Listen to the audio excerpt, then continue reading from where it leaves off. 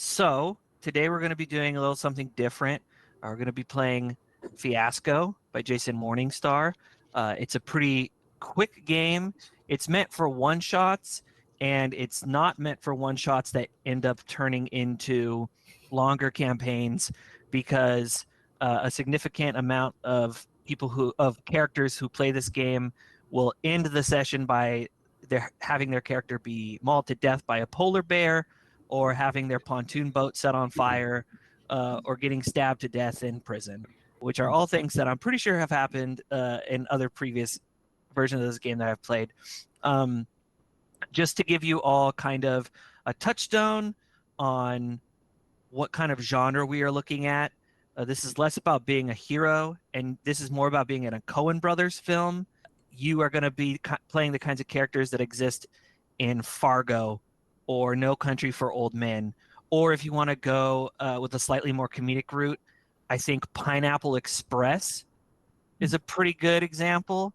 And so that's kind of where we're going to be jumping off with. The first thing that we need to do before I start explaining the rules is we have to pick a playset. So the nice thing about this game is that it's pretty easy to hack, since most of the hacking is just creating new tables. So I have a set of playbooks that come with the core book, and we can do one of those, or we can do one of the ones that I downloaded off of their website.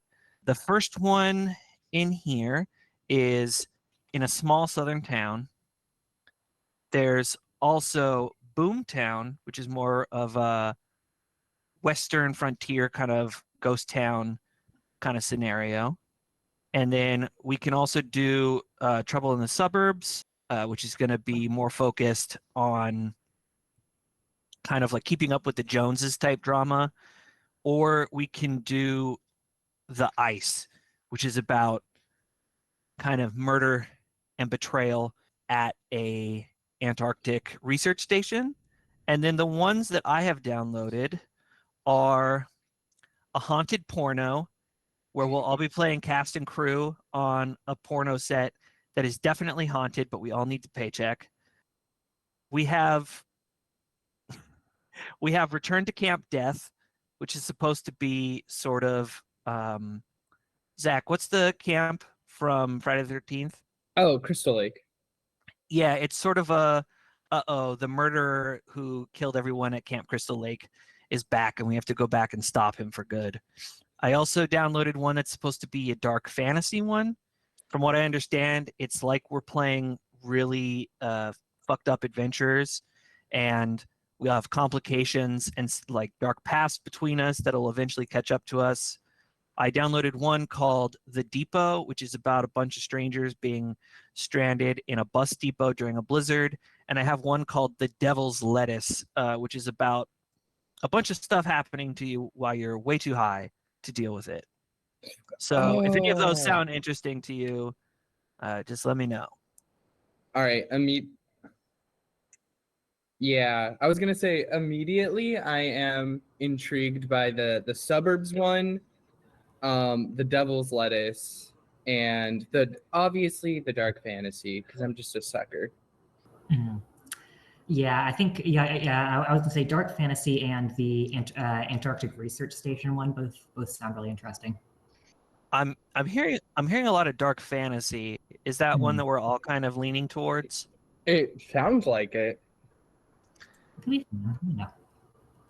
Okay, then why don't we jump into that? I'm hoping we can play more of this again, at some point. Okay, if I go over here, can you see the setup that I have with the black circles, the white circles? Mm-hmm. Yeah.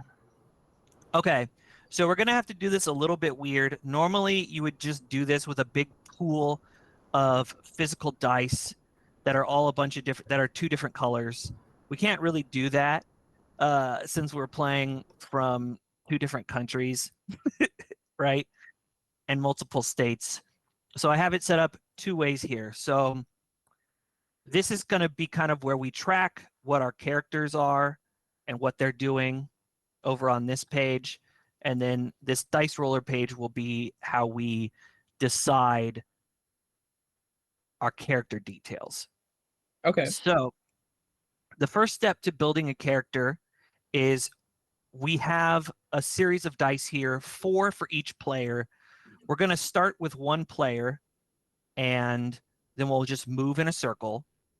And you're going to click on a dice, and that will tell you your relationship to one of the 2 people next to you. So for me, I have myself in the top left-hand corner. So I'll have a relationship with Eliot's character and Devon's character. And then Devon will have one with Zach and me. Eliot, the same. So I guess I can start first. I'm just going to pick the first one that's on here for my relationship. I'll pick 2. I'll click it off. Cultural or racial. Okay. So I have some kind of cultural or racial tie with Devon's character. And then Devon.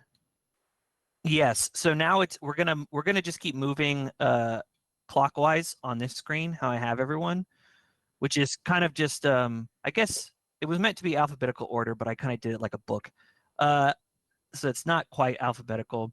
But yeah, Devon, you can either choose a dice that represents what kind of connection you have with Zach, or you can pick a dice that narrows down the type of cultural or racial relationship that you and I have.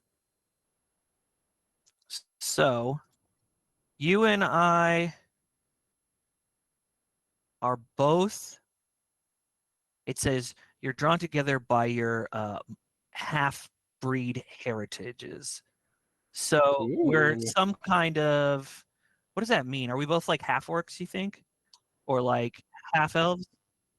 I could be a half-orc. Is half-orcs hyphenated? It is not. Yeah, I think all half breeds are hyphenated. Okay. All right. So then, Zach, go ahead and pick a dice, and that it will determine what type of relationship you have with either Devon or Eliot, your choice. Okay. Well, it's gonna be Eliot Okay. since Devon's got some screen time already. I think I'm just gonna do a 5. Just the next one, the next first dice. Okay. You and Eliot are connected by war. Ooh, Connected by war. Interesting. that's real interesting. Yes. So go ahead and draw that here. And then, Eliot, you can either choose to narrow in on how the war connects you and Zach's character, or you can choose what kind of relationship you and I or our characters have with each other. Yeah, I would be interested to see to narrow in on what the war relationship is. Okay. So go ahead and pick a number from the dice. Yeah, I will pick the 6 on the bottom row, far right. Ooh, so specific. Okay. So the 2 of you are strategists addicted to combat. All right. And then since I already have my relationship narrowed in with Devon, I'll just pick the first one, and that should determine how you and I are related. So I'll go with 1. What is a 1? Adventure. We went on an adventure together Cool. somehow. Do we need to be more specific? So Eliot, when it gets around to Eliot's next turn, they will narrow pick in one of the dice, and last dice is always wild. So since Eliot is going last, if we get to the end and the last number is not one of the numbers that you want or you vibe with, I can read some of the other options from adventure, and you can choose from that. But yeah, Devon, you are next. So it looks like you, go ahead and pick one, and that'll determine what the nature of your relationship is with Zach. Cool. Or Zach's character. Yeah, let's go with the 5 on the second row on the right. Okay. Both of you with the hyper specific. Nope. Yeah. Never mind. I take back trying to say that Specificity. word. Yeah, There we different fives of they got different vibes. Yeah, exactly. I wanted that one. That one looked good to me. Okay. You and Zach also connected by war, but it might not be the same kind. All right. Now, Zach, you can go ahead and pick a number from the dice. I will let you know that the one that is the strategist's is a 6. So, Cool. Yeah. if you pick a 6, it'll be the same. So I would try to pick one that's not 6. Yeah. I definitely don't want it to be the same. I'll go with a 3. A 3? Okay. Mm-hmm. You and Devon, or Devon's character, mustered out. Does mustard mean tired? I don't know. That's what it says. It says mustered out mercenaries. Does that mean I feel like it would mean they were like shipped out together or something. mustard out? Discharge. Were we To discharged? discharge Oh. from service. Ah, I see. So we were So both you- discharged. Released for military service. Yeah. Were we honorably or dishonorably discharged, do you think? Well, I was already like after the initial reveal that Eliot and I are both strategists addicted to combat, I was starting to think, maybe I'm like a retired strategist who just physically can't be in war anymore. So I'm thinking I'm retired. Cool. Okay. You do not need to have been discharged for the same reason. It's just saying that you share in common that you were both discharged. So it could be different, and just the fact that you both used to be mercenaries is a tie between you, or you can make it the same, Devon. Okay. How about we were at least mercenaries in the same company? I think that would be good. Yeah, like maybe I was your company's strategist. Ooh. Okay. Okay. Yeah. I like that. Like the mercenary company went like tits up or something. Yeah. Maybe something bad won't happen and it kind of Okay. dissolved. Ooh.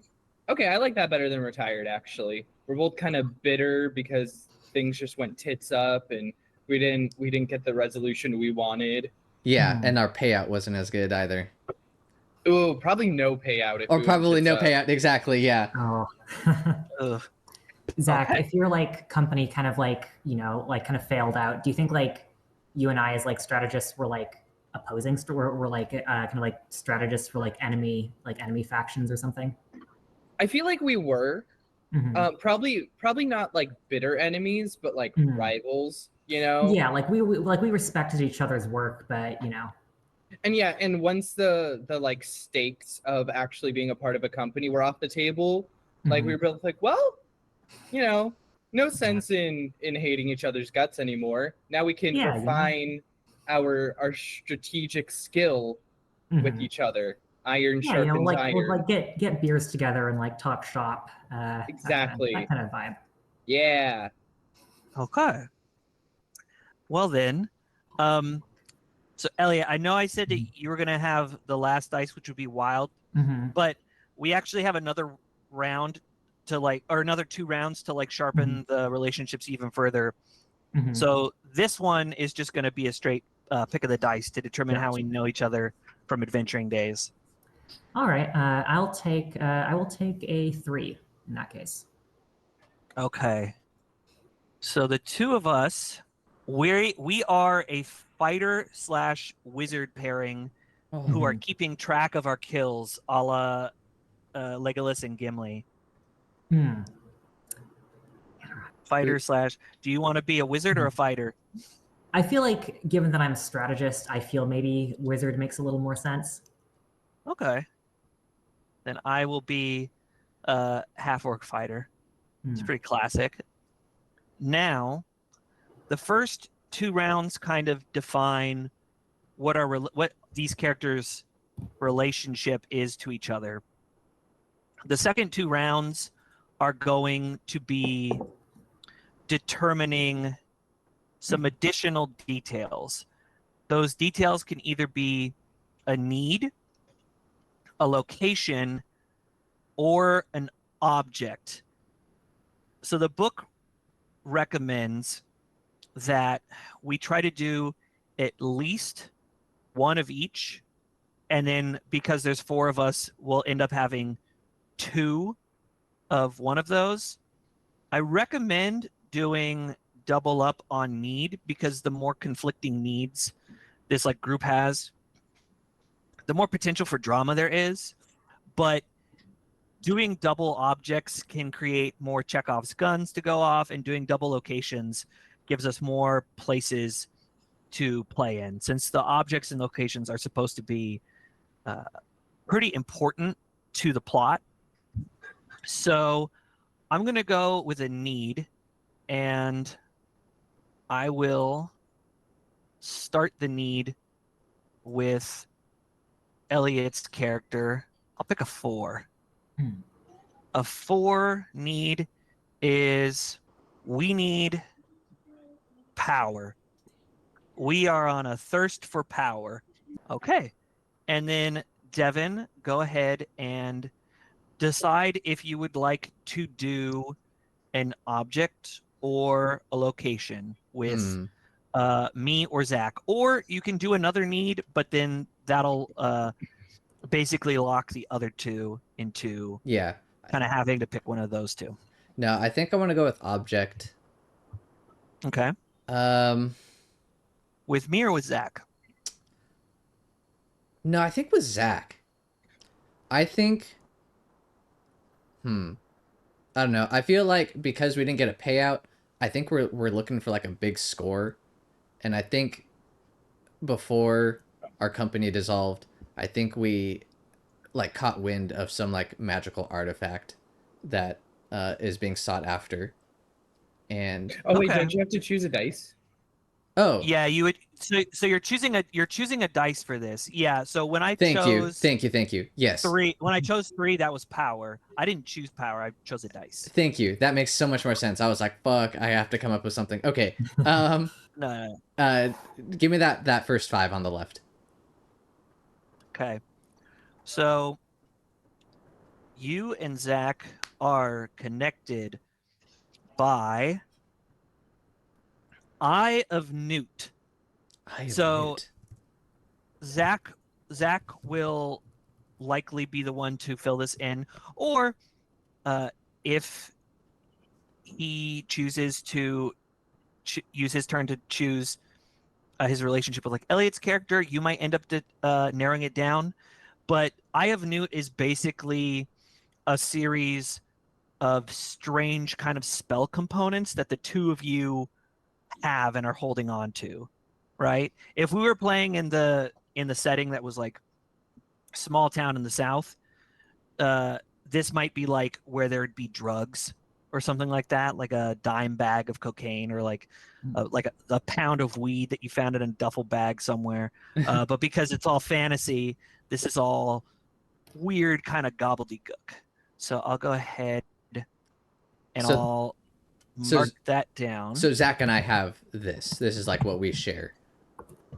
Yeah, however it ends up being narrowed down, that will be some kind of object Ah, that okay, joins the 2 of you. got it.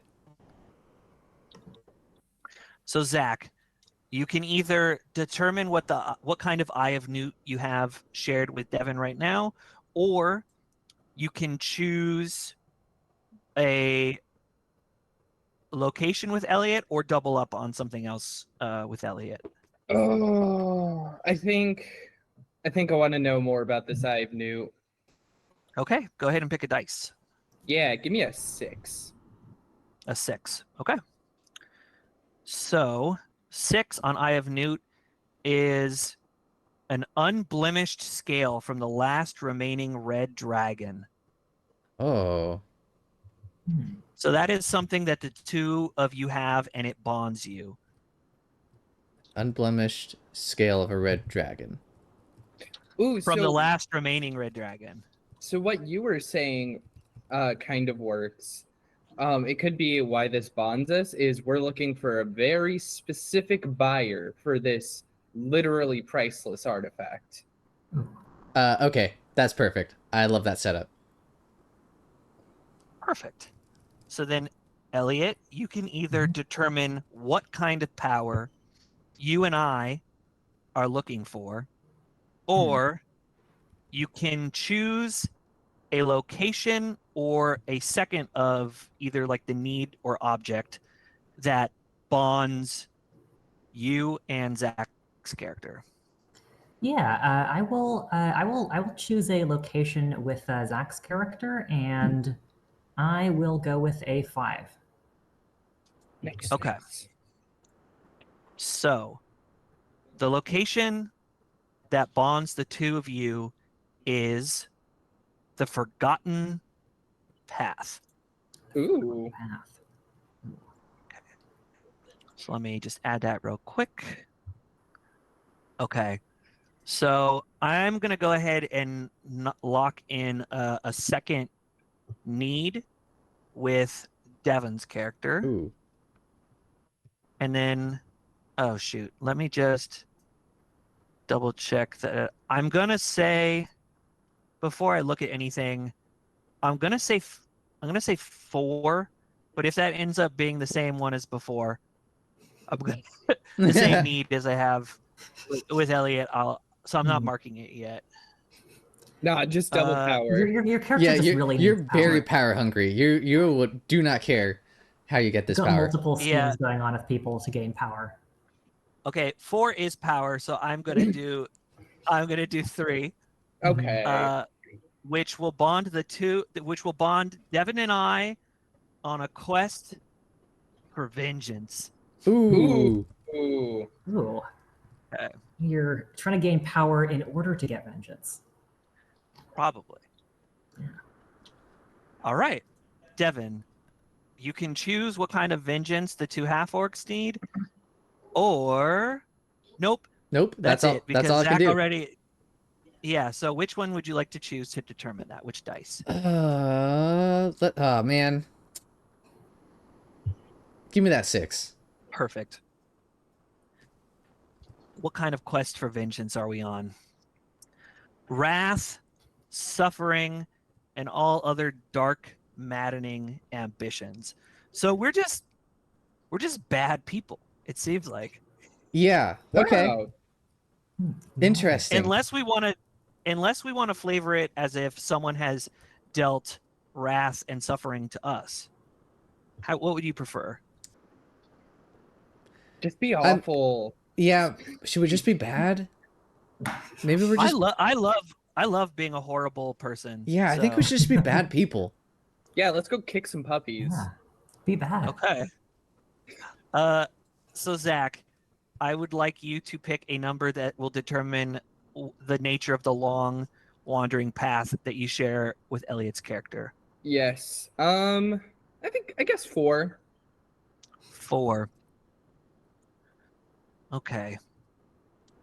The long wandering, or the forgotten path, and you said 4, which is pitch black cave mouth that you used as a burial chamber for criminals. So you are bonded by a burial cave somehow. That doesn't. I don't feel like that fits our characters that much, but okay. Wait, what's the description? Pitch black burial cave used for criminals. Okay. Well, Huh. so the game does say that you can kind of, this game is about telling stories, right? Mhm. So the last dice is a 5, which is a wild which is a wild one. So I'm going to tell you what the one is for 5. A ruined temple, abandoned and left to crumble into dust. If you think that that is more interesting, then we'll give Eliot the 4, since Eliot can change it to wild. But I think you need to pick between the cave or the temple crumbling to dust. Maybe the temple crumbling into dust makes more sense, because like it could be that it was the location of like a huge siege that we've studied for the strategists' Yeah. tactics. It's like it's not like necessarily a location that most people would know about or really care about, but because we have this interest, because we're both strategists, we're familiar with this location and have kind of like read a lot about it. And we like to Mhm. go there and have some Mhm. beers while coming up with fantasy strategy scenarios. Yeah, doing like fantasy football, but for Yes. ancient battles. Okay. Well, then, Eliot, Mhm. right now, the last one, which was a 4, Right. to determine what kind of power you and I are seeking. Mhm. 4 is power over life and death. But Ooh. if you would like to change that to another number, since you are going last, the other options for power are power and 3 wishes. Power to stop yourself from succumbing to power. Power, land, wealth, servants, and mindless sycophants. Power over life and death, which is the one that it would have been. Power to force others to supplicate your will, or power to attain or regain a rightful title. So, which of those sounds the most interesting? I don't know. I kind of like the almost like pettiness of the like power to gain like wealth and lands and sycophants, especially in comparison with the need you have with Devon, which is like wrath and suffering. Right, Arborn is kind of very material, and we're just kind of out for money. Perfect. So, just to go over everything, actually, before we review everything, the last step of kind of this setup is we all have to come up with a name for our character. So I'm going to give you all, a minute or two to think of a name for your character and give me your character's pronouns, and I'll start getting our pronouns next to our names. So if people are looking at this, even though there'll be a name tag under your name on the Zoom, on the Meet call. Okay, since this is dark fantasy, like, are we at liberty to like come up with our fantasy race and all that? I think so. Okay, cool. I mean, you're determining all the other aspects of your character, right? Other than the 2 things that we specifically picked, right? So, if you want to give me a like a character thing, like you want to be like, I am Zach, or if you want to be like, I am Lololoth, and I am a dark elf, then yeah, you could do that. That's fine. Okay. I am going to be Grimhaunch. Damn, that's good. My pronouns will be he, it. How'd you even come up with that so quickly? My brain is like, no names for you. So my name is Mars. M-A-R-S? Yep. Yeah, my pronouns are going to be similarly it's. Okay. Do you have a last name? No, because I am a construct created by a wizard specifically for strategy. Interesting. So he called me Mars after. I mean, I just took that from the Roman god of war. Yeah. But yeah, I'm gonna say in this it's like a little offshoot cult that's devoted to war, and he was like, oh hey, that's a neat name for my little strategy robot. Okay. Not named after Mars bars. Also named after Mars bars, his favorite candy. Okay.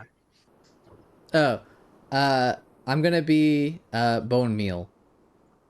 Ooh. And we're gonna go with she her. Perfect. Okay, and I think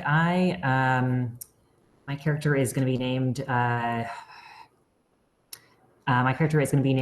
Barnabus the Cunning. That is a title he has given himself, he, him pronouns, and he is a very, very normal human.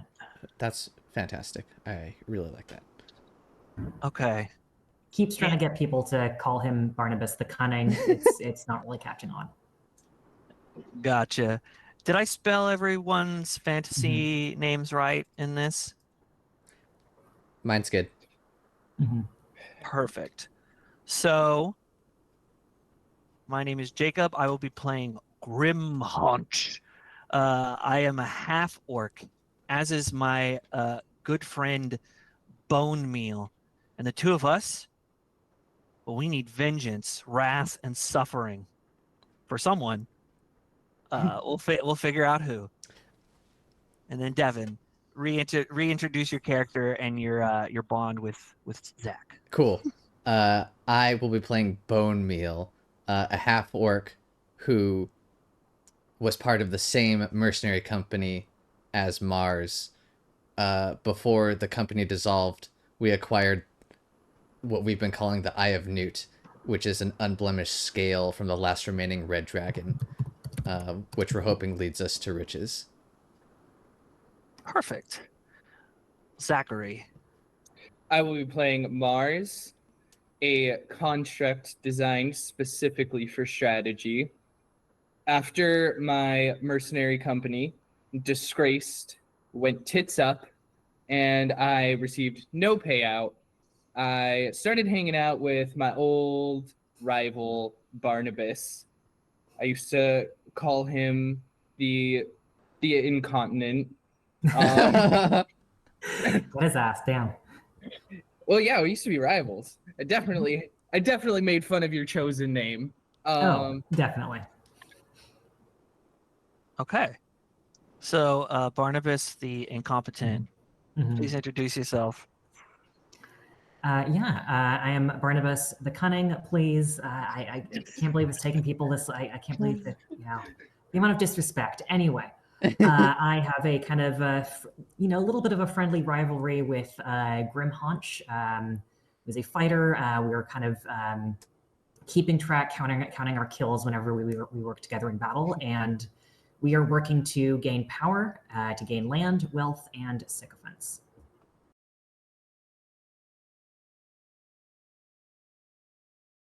So on any given turn, you can do one of two things. You can set the scene, or you can resolve the scene. If you set the scene, you have more control over the setup of what is going to happen, right? So if there's something that you want to make sure that we get to see before this is all over, I would recommend setting the scene. If you set the scene at any point, any of the other players, one of them can select one of these two like pips, either the black pips or the white pips, and just sort of drag it over to your name. And that will determine how the scene resolves itself. So if they put a black pip over your name, then whoever set the scene has to resolve the scene in a way that ends poorly for their character. And if someone puts a white pip over it, then it needs to be resolved in a way that is good for your character.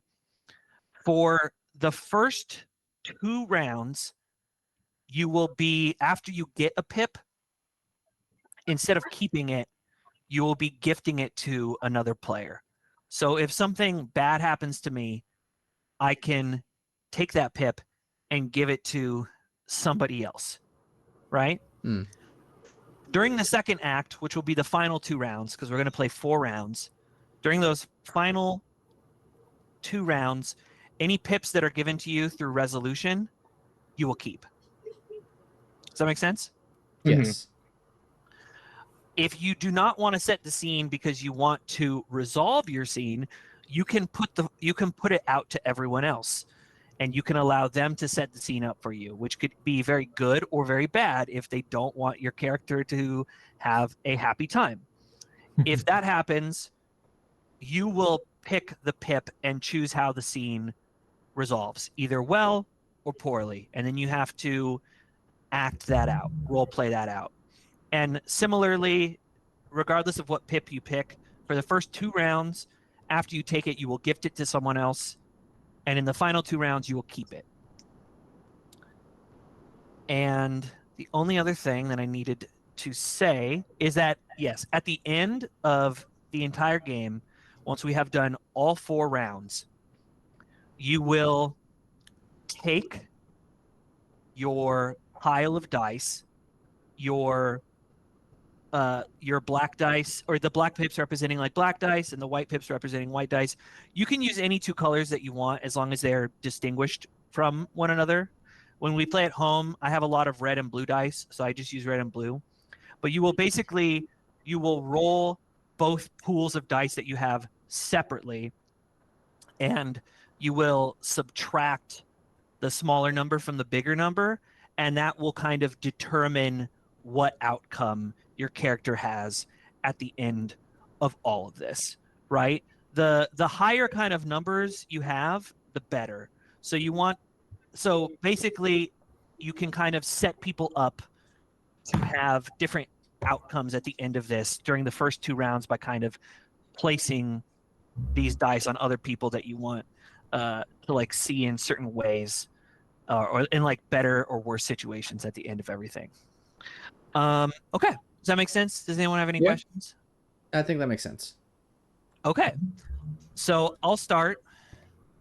I'm going to set the scene. At any point, someone can drag one of these pips over my my name on the screen, and Grimhaunch will do his best to try to resolve the scene in a way that makes sense. So I think I want to open up the story in kind of like what is it? Mos Eisley Cantina? What's the one from Star Wars with all the scum and villainy? Mos Eisley. Yeah. So we kind of open in a place like that. It's like full of these huge burly mercenaries. I'm thinking very similar to like Spanish jackies from Our Flag Means Death. And there's a bunch of yelling and swearing and people stabbing each other to death in the background. And I'm going to be seated at a table smoking a big cigar when across from me are going to be Bonemeal and Barnabus. And I'm going to say to the 2 of them, I think you know why I have called you here today. Why don't you lay it out for us, Grimhaunch? I don't like to play these games. I am putting together adventuring party. We will have vengeance on everyone who made us feel small when we were working for the Dark Lord's army. We will find the crackers of whips, and we will find the owners of things that are beautiful and shiny, and we will take them for ourselves. What do you think of this plan? It is a plan rife with bloodshed. Barnabus kind of clears his throat officiously and is like, well, it's all very nice, but what does the payout look like? Ah, that's a good question, Barnabus. I think you are thinking perhaps too small. If you own everything that the light touches, you do not need money. You simply take what you want. Money is for the weak. The payout will be the blood of our enemies, and the beautiful things that shimmer in the light, and people who will throw themselves upon our feet. Oh, Ooh. oh, interesting. What do Uh, you say to this? I say, your plan is garbage, Grimhaunch. That's just a pipe dream. If you want such grand goals, you need to have a better plan. This is a waste of my time. Well, perhaps we need to expand our crew. I am thinking perhaps of the strategist. Hmm. And then I look at Barnabus, and then I lean back and I smoke my stogie.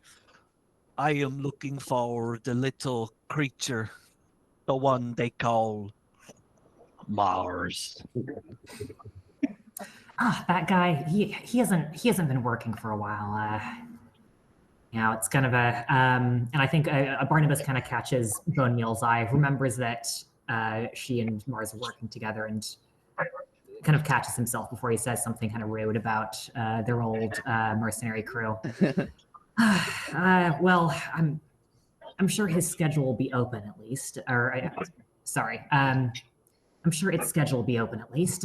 Well, I'll see. I'll see if I can track it down, but can't promise you anything. Then we will. And I think you need concrete goals than striking. Fear into our enemies. We need striking fear into the enemy's heart. Yes, exactly. Who would dare challenge us? And then as I say that, I think like a romance cover, like drow with like long flowing white hair and like a long saber walks into the bar and says, "Grimhaunch, you son of a bitch! I challenge you to a duel to the death." And then that'll be how the scene will resolve. And I have no idea who gave me this goddamn pip, so I don't know who to. Oh, Zach. Then you can have it. Oh, I'm trying to do it on the wrong screen. What a dork. You can have this pip. I'm gonna do that at least once, for sure. Yeah, I'm sorry. You lost me at the no riches pitch. You don't need money if you just take whatever you want. It's a worthless symbol. This world is all about money. Like a 6'5" half orc who can just go around doing whatever. Some of us are dweeby little humans who, Yeah, I just felt like that had to resolve negatively. That's fair. From there, the scene cuts out, and Bonemeal, you can choose if you would like to set the next scene, or if you want to have other people set the scene and choose how it resolves for yourself. Yeah, I think I'll choose how to resolve it. So I'll let everyone else set the scene. What would Bonemeal's next move be? Because you guys basically just said fuck off until you have a better offer, right? Well, it sounded like Barnabus was going to reach out to Mars. Yeah, maybe this scene is like, we don't actually see the fight between Grimhaunch and this drow, but we see like the aftermath. Maybe this is like Bonemeal like dragging Grimhaunch away after like he gets his ass handed to him or something. Yeah, I think the scene should be Bonemeal dragging Grimhaunch like through the street while he like bleeds out and is leaning on top of Barnabus and Bonemeal and being like, Okay. Do you have any suggestions, Zach? You can also insert your character here, since we're all kind of setting the scene. Yeah, I think as you're like dragging Grimhaunch away, you come across Mars, and Mars looks fucked up. Oh. Like drunk or like yeah, how does a construct get fucked up? No, he doesn't look fucked up in like a in like a temporary way. Like he has a fucked up visage. Oh. He's been alive way too long. Definitely outlived his wizard, and the magic has like started to have flesh grow over his construct bones. Weird. Yeah, so he's just like this as Grimhaunch stated, small little creature. He's probably like 5'1", Okay. with just like flesh over half his face, and he is hitting the sauce, and he sees you coming down like the alley that he was drinking in. Zach, Um, Zach, real quick. uh-huh. You kept saying he. Do you want it? Oh, sorry. No, I'm just asking. I can change it to he, it's, if you prefer. no, that was just habit. Okay. Mars definitely identifies as it's. I'm just Okay. misgendering my own character. Because you're used to how you identify. Yes, exactly. Okay. And Mars probably has like kind of a masculine build, but definitely rejects humanity. Okay. But yeah, as I think as you guys come down the alley, he doesn't know Grimhaunch, or it doesn't know Grimhaunch like at all.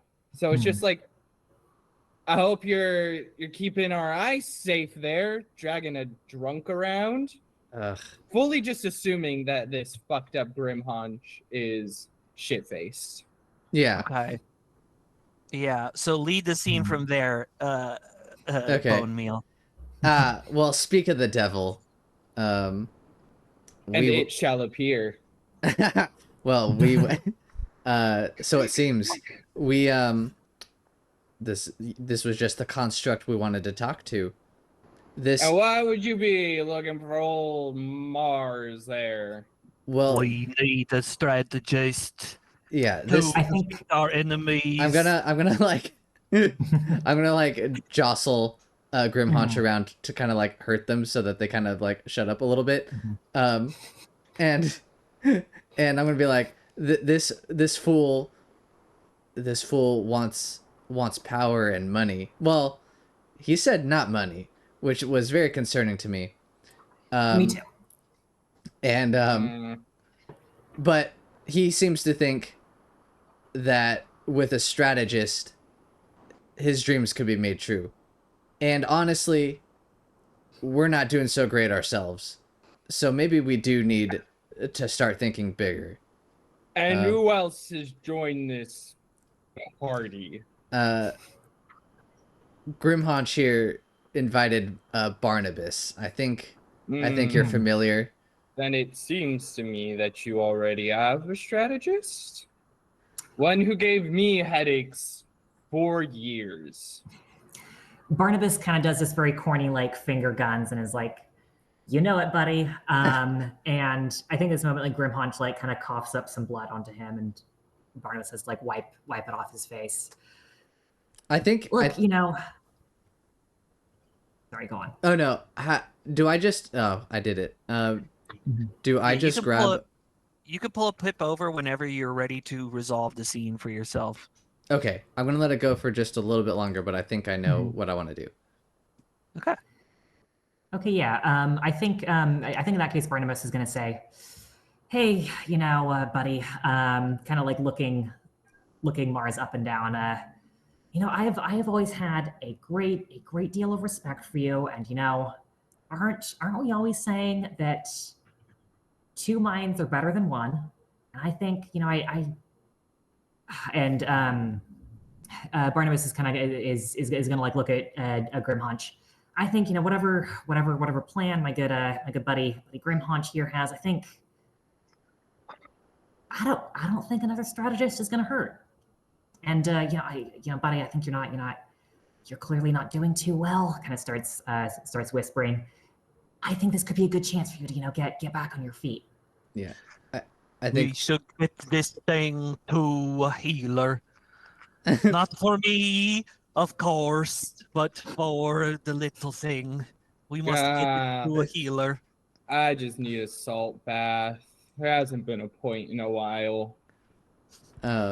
Tell me, large one,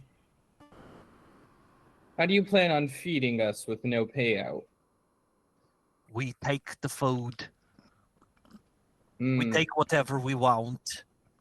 Gold is useless when you have power I and have vengeance. one more question.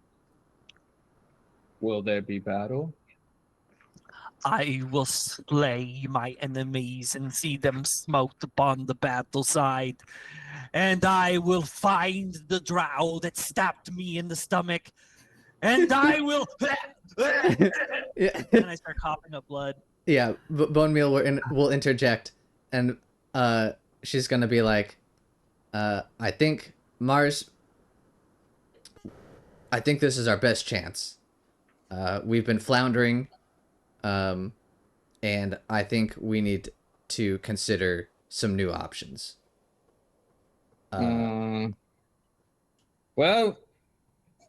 I don't have anything else going on. And he's holding like bottles in each hand. He's just gonna smash a full bottle of liquor on the wall, just like as like a let's go. And as it like splashes back on, it's gonna be like, fuck, that was the wrong bottle. Cool. I'm gonna be like, all right, I gotta take this fool to a stitcher, and I'm gonna continue dragging Grimhaunch to some doctor. Yes, we go to the mendicant to heal this small little construct. Not for me, I am too strong. And then Devon, you can put that pip on whoever's character you want. The more of these white pips they have at the end of the game, the like better chances they have of having a good outcome at the end of all of this. Interesting. Okay, let's see. I'm gonna give this guy to. Hold on, I'm gonna make sure I'm on the right window here. We're gonna give this to. Yeah, we're gonna give it to Grimhaunch.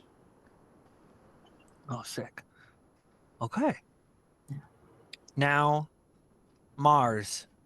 As we pull away from that scene, would you like to set the next scene, or have us set it for you and choose how you would like it to resolve?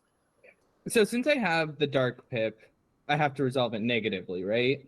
No, that was gifted to you. Okay. If you want to resolve it, these pips represent dice that you will have for a dice pool at the end of the game. If you choose to set it up, we'll give you an additional pip, and then that pip you will gift to someone else. Okay. I think I will resolve. Okay. So then if we're setting up the scene, I think that the scene should start at the forgotten ruined temple, which is where I think that the healer is. I don't know. What do you guys think? No, I like that. I like this idea that there's this ruined temple that we go to in our time of need. Yeah, maybe it's just like someplace kind of on the edge of town, and there's just like healers will kind of like set up tents there because like, it's like it's no one's gonna come kick them out. It's just kinda... It's like a snake oil surgeon. But what's the scene gonna look like for Mars? Because we're here. Are we gonna have them check out Mars to see if they can like help it in any way? Oh no, Mars, like you said, or like it said, is fine. It used to just take a salt bath, which is similar to a chinchilla dust bath, but That's with adorable. more salt, to exfoliate the skin off. Gotcha. Okay, It just less cute. it's the equivalent of like someone who's been out of work for a while and just hasn't shaved. I think that the scene should be Grimhaunch and Bonemeal going, and they're not in the scene, and they're just getting healed up together at like an orc, like an orc doctor, and then that way we get to see like a scene of just the two tacticians just like stuck together while they're waiting for all of this to resolve. Yeah, I want to get the Eye of Newt, the dragon scale involved in this somehow. Okay, like I guess like I'm gonna like try to work through this before I actually like I try to role play it. But like, what if like Barnabus proposes using this dragon scale as kind of Startup as like money.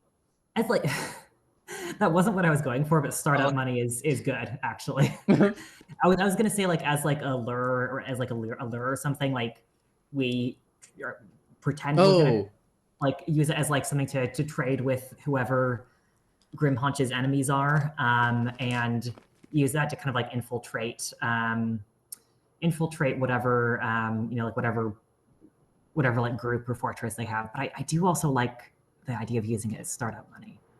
So yeah, when you propose this, Mars narrows its eyes at you. And how do you know about the eye? Bonemeal didn't keep her mouth shut, did she? yeah, I think Foolish.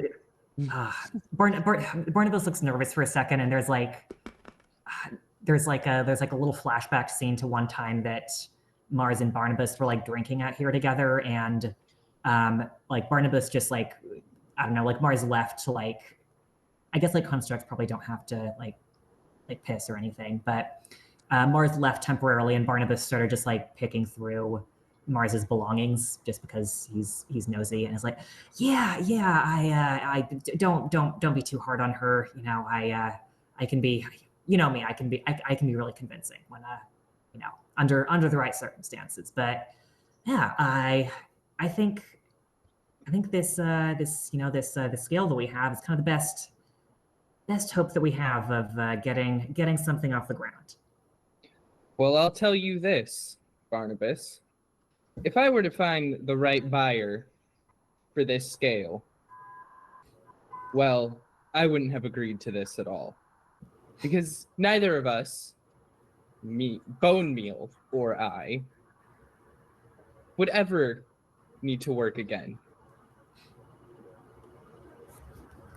Well, and let's say we don't need to find the right buyer. What if we find the wrong buyer?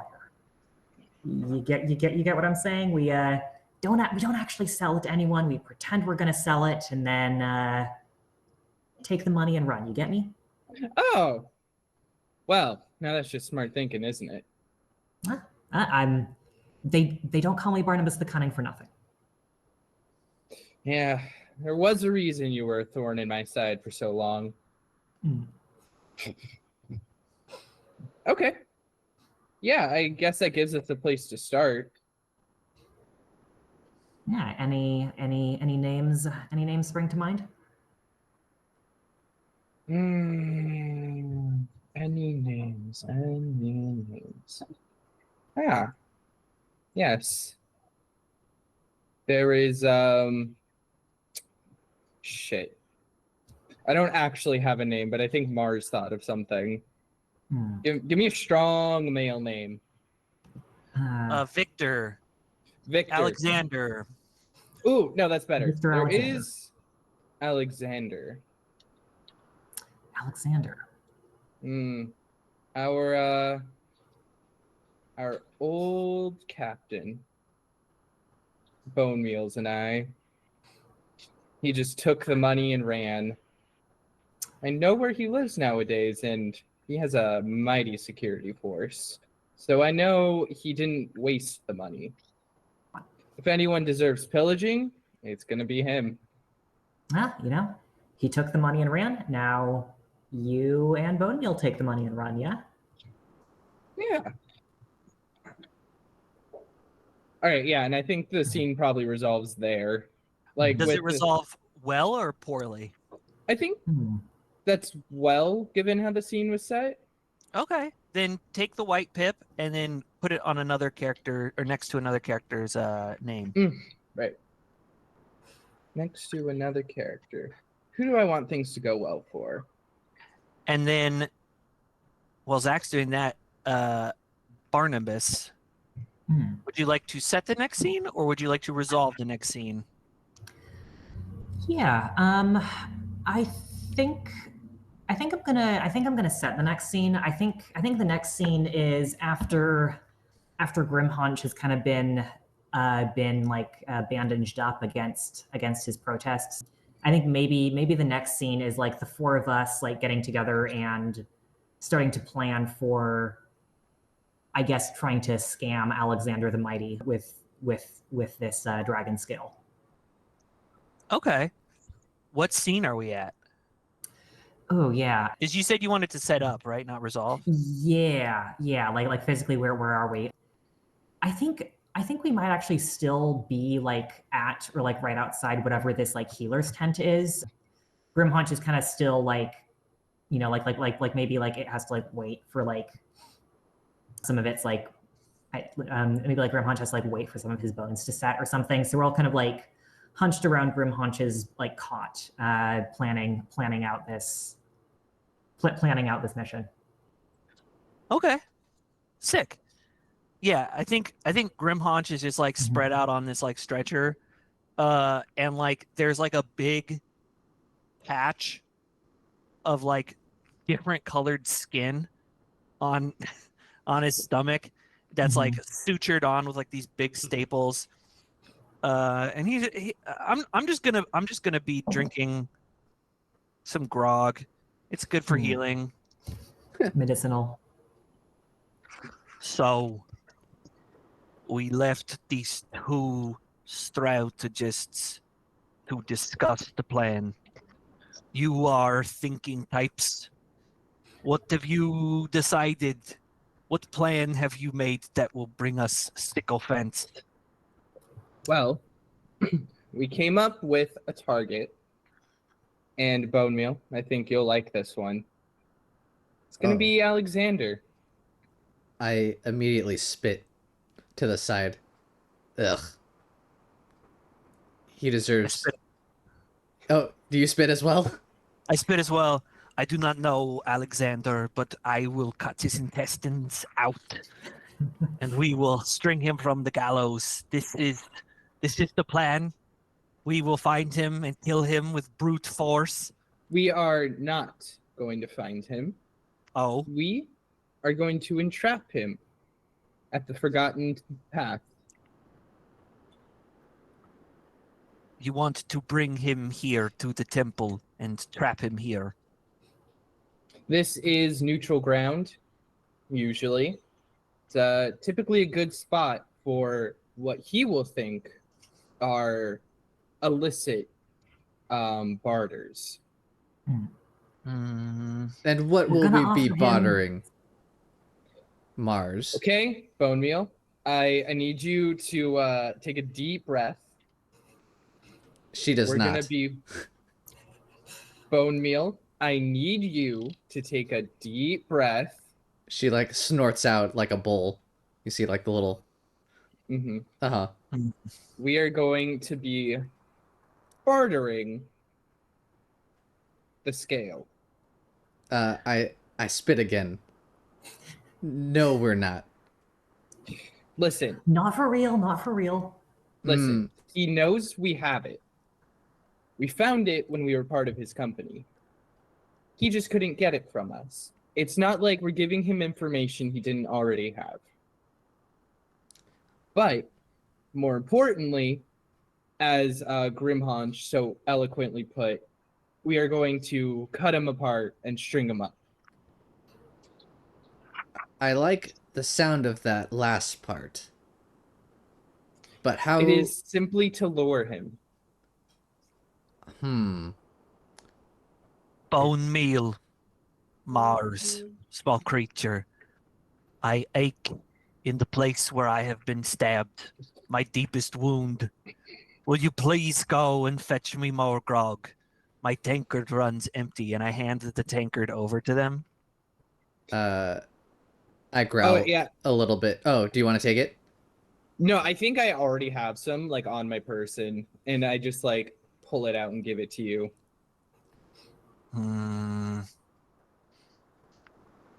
Grimhaunch takes it. I wasn't meaning to subvert anything. No, it's fine. Grimhaunch takes it. So let me get this clear. We're going to lure him, Alexander, Mm-hmm. with our scale, Yes. and then when we get him here, we will kill him and take his money that he is bringing exactly. for. He will bring his guards with him. I believe Barnabus had a plan for the guards. Uh, Yeah, Bonemeal's I- gonna look at Barnabas with glowering eyes. there's just- a sort of sorry. I just Yeah, slid a black clip. I don't know if anyone saw it. Yeah, Ooh. Barnabas like swallows. Barnabas very much did not have a plan for the guards, but he kind of like puts his hands in. It's like, yeah, I'm working on figuring out the guards. So I'm totally gonna take care of all that. You better, tactician. You better. Oh man. Yeah. Does the scene just resolve there? It hasn't resolved in a negative way yet. Mm. I don't Oh, think. okay. It's kind of neutral. Yeah. I think it's up to Barnabas how it resolves poorly. I guess maybe just like with the current situation, maybe a negative outcome would be Barnabas like overpromising and him saying, yeah, no, guys, I totally have it all planned out. There is not going to be a single guard when he shows up. You have my word as Barnabas the Cunning. It's and just kind of like talks himself into a corner and makes some promises he knows he can't keep. Ooh, okay. Oh, Jesus. Ah, man. Okay, Who who are you gonna was? give it to? Yeah. Sorry, was that Bonemeal who pointed out the problem of the guards? It was Bonemeal. Okay, I think I will give that token to Bonemeal. Okay, Ooh. Bonemeal will take. All right. Well, if it's my turn, I'm gonna set the next scene, and it'll be. I want the next scene to be just Grimhaunch and Barnabas back at their like really dumpy hovel that they cohabitate in. Oh, they're roommates. Yeah, we're roommates.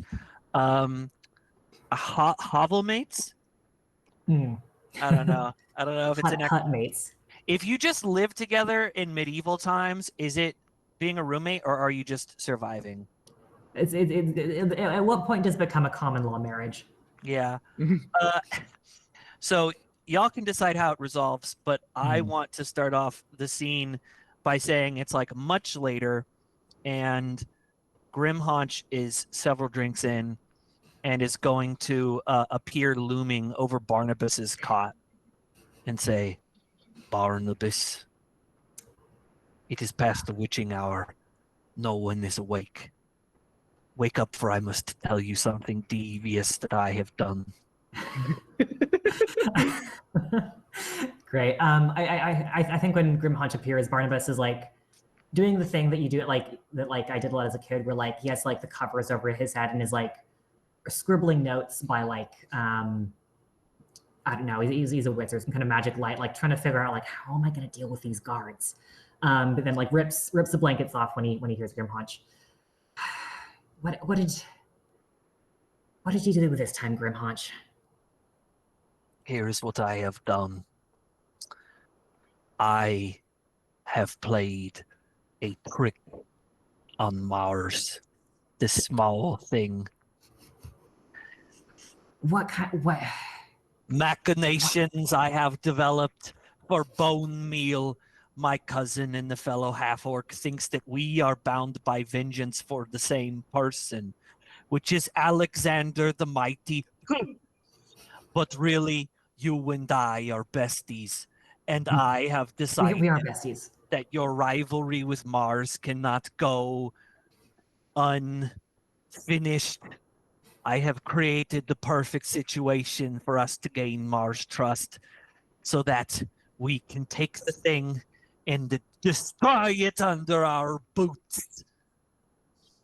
Once we have its guard down, we will disassemble it like an old lock in a door that does not work anymore. This is my plan, Barnabus. I have done a cunning as well. Well, great. Grimhaunch, that is so sweet of you. It's so sweet that you want to destroy my rival, but you know, I'm gonna be honest with you, Grimhaunch. Barnabus is. Look at Mars. You know, it's not doing too great. It's not really much of a rival for me anymore. You know, I mean, we could destroy it. There was that one time at that one battle where it really embarrassed me, and it never apologized. It never apologized. The worst. Called me Barnabus the incontinent in front of like in front of the whole army. It was super embarrassing. Must be punished. But what are we gonna do about Alexander? I think we do like a Ocean's 11 kind of thing. And we have like a big twist at the end where it's like we have killed Alexander the Mighty and we have taken all his gold. And then Mars is sitting there feeling very powerful and smart. But Mars, it is not so smart because I unmake it like a lock that I have smashed. We stab it in the back, so to speak. Not literally in the back, because it's just kind of a lot of bones there, but metaphorically speaking. We let it do all the thinking, but it does not think to know not to trust us, and then we crush it. And what about Bonemeal? Bonemeal, she will get it. She's cool. She's cool. She's chill. Yeah. If we tell her we are splitting the money 3 ways instead of 4, everything will be copacetic, vegan, kosher. And yeah, I'm gonna give this white dice right back to Mars. Solid setup. Perfect. I'm gonna be honest though, I am feeling a little like the odd one out here. Jesus. I think it sometimes ends up that way. Wait, what? It sometimes ends up that way in this game. I think it's like part of like the genre, right? That there's always gonna be like I'm just thinking about I forget what his name is, but the guy who plays like Frank in Shameless when he's in like Fargo. And he's just like by himself. There's also other examples like the main like protagonist of No Country for Old Men. Not the one with the cow gun, but the one who's like doing his best to like get the money. And he's like everything seems like it's going good, and then he just gets like murked by the cartel at the end of the movie. Right? There's like always these like weird little characters, or Danny McBride in Pineapple Express, Danny McBride's character, who's just kind of like, it's like Dave, it's fucking Dave Franco and Seth Rogen, and then Danny McBride is also there. I think it means that your character will probably end up better than all of us. I think the rest of us are all going to hell. Yeah, we'll see. Because I felt like we're taking each other down with us. When I played Fiasco with you, Jacob, I felt like I was that like kind of oddball character who was like just kind of on the fringe of everything. My ending was not great. Just gonna put that out there. I mean, it's there. We do still have to roll dice for it, so it all depends. Devon. Yeah. Bonemeal. Would you like to set a scene or resolve a scene? I would like to set a scene. I think my scene is actually gonna mirror Grimhaunch and Barnabus's conversation. I want to have a conversation with just Bonemeal and Mars. Ooh. I think where were you guys? I forget. They were at their shared Mhm. dwelling.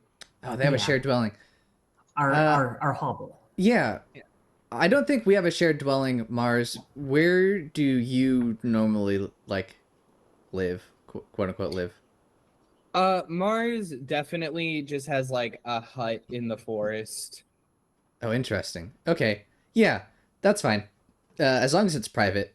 So I think like kind of like late at night, I go out to your hut, or Bonemeal goes out to your hut, and um, I think I want to just talk to Mars, and Bonemeal is gonna start with, I don't trust Grimhaunch nor Barnabus. Grimhaunch Well, is a fool.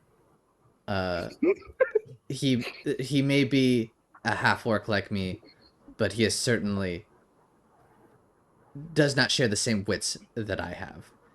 And Barnabus, I don't know how you could possibly trust them. They have been your rival the entire time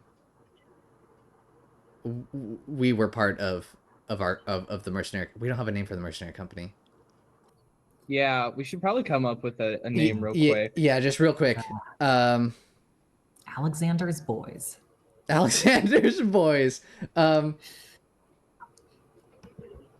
Oh, War the War Dogs, there we Dogs. go. Yep. Perfect. Oh, hey. Barnabas was your rival the entire time we were at the War Dogs. I don't know if we can trust them. Their plan is not necessarily bad, but I can't see us trusting them or them trusting us. Yeah. I think when you got there, like Mars was making enough tea for two. And as you're explaining all of this, it was like getting the tea ready. It walks over and then sets the tea down in front of you. I'm glad you're as smart as I assumed you were, because we would be fools to trust them with anything. Exactly. With our scale, I just want to put this out there. I didn't tell Barnabas about the scale. I haven't told I know anyone you about the didn't. scale. I know. I trust that you didn't. I foolishly had the scale on my person that day. Mm.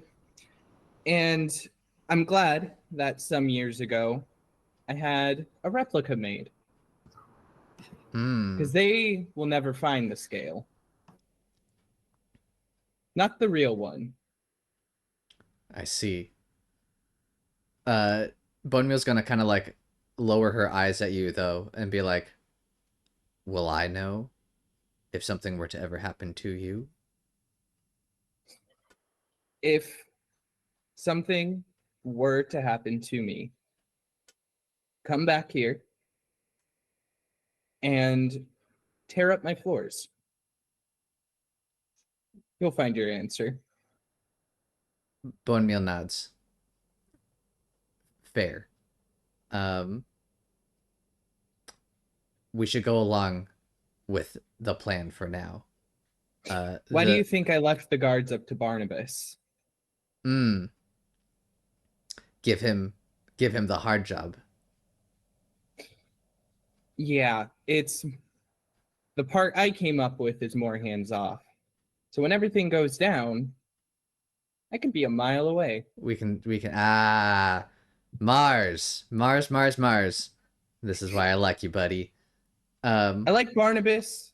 He's a good lad to get a drink with and talk strategy. But would I trust him with my life?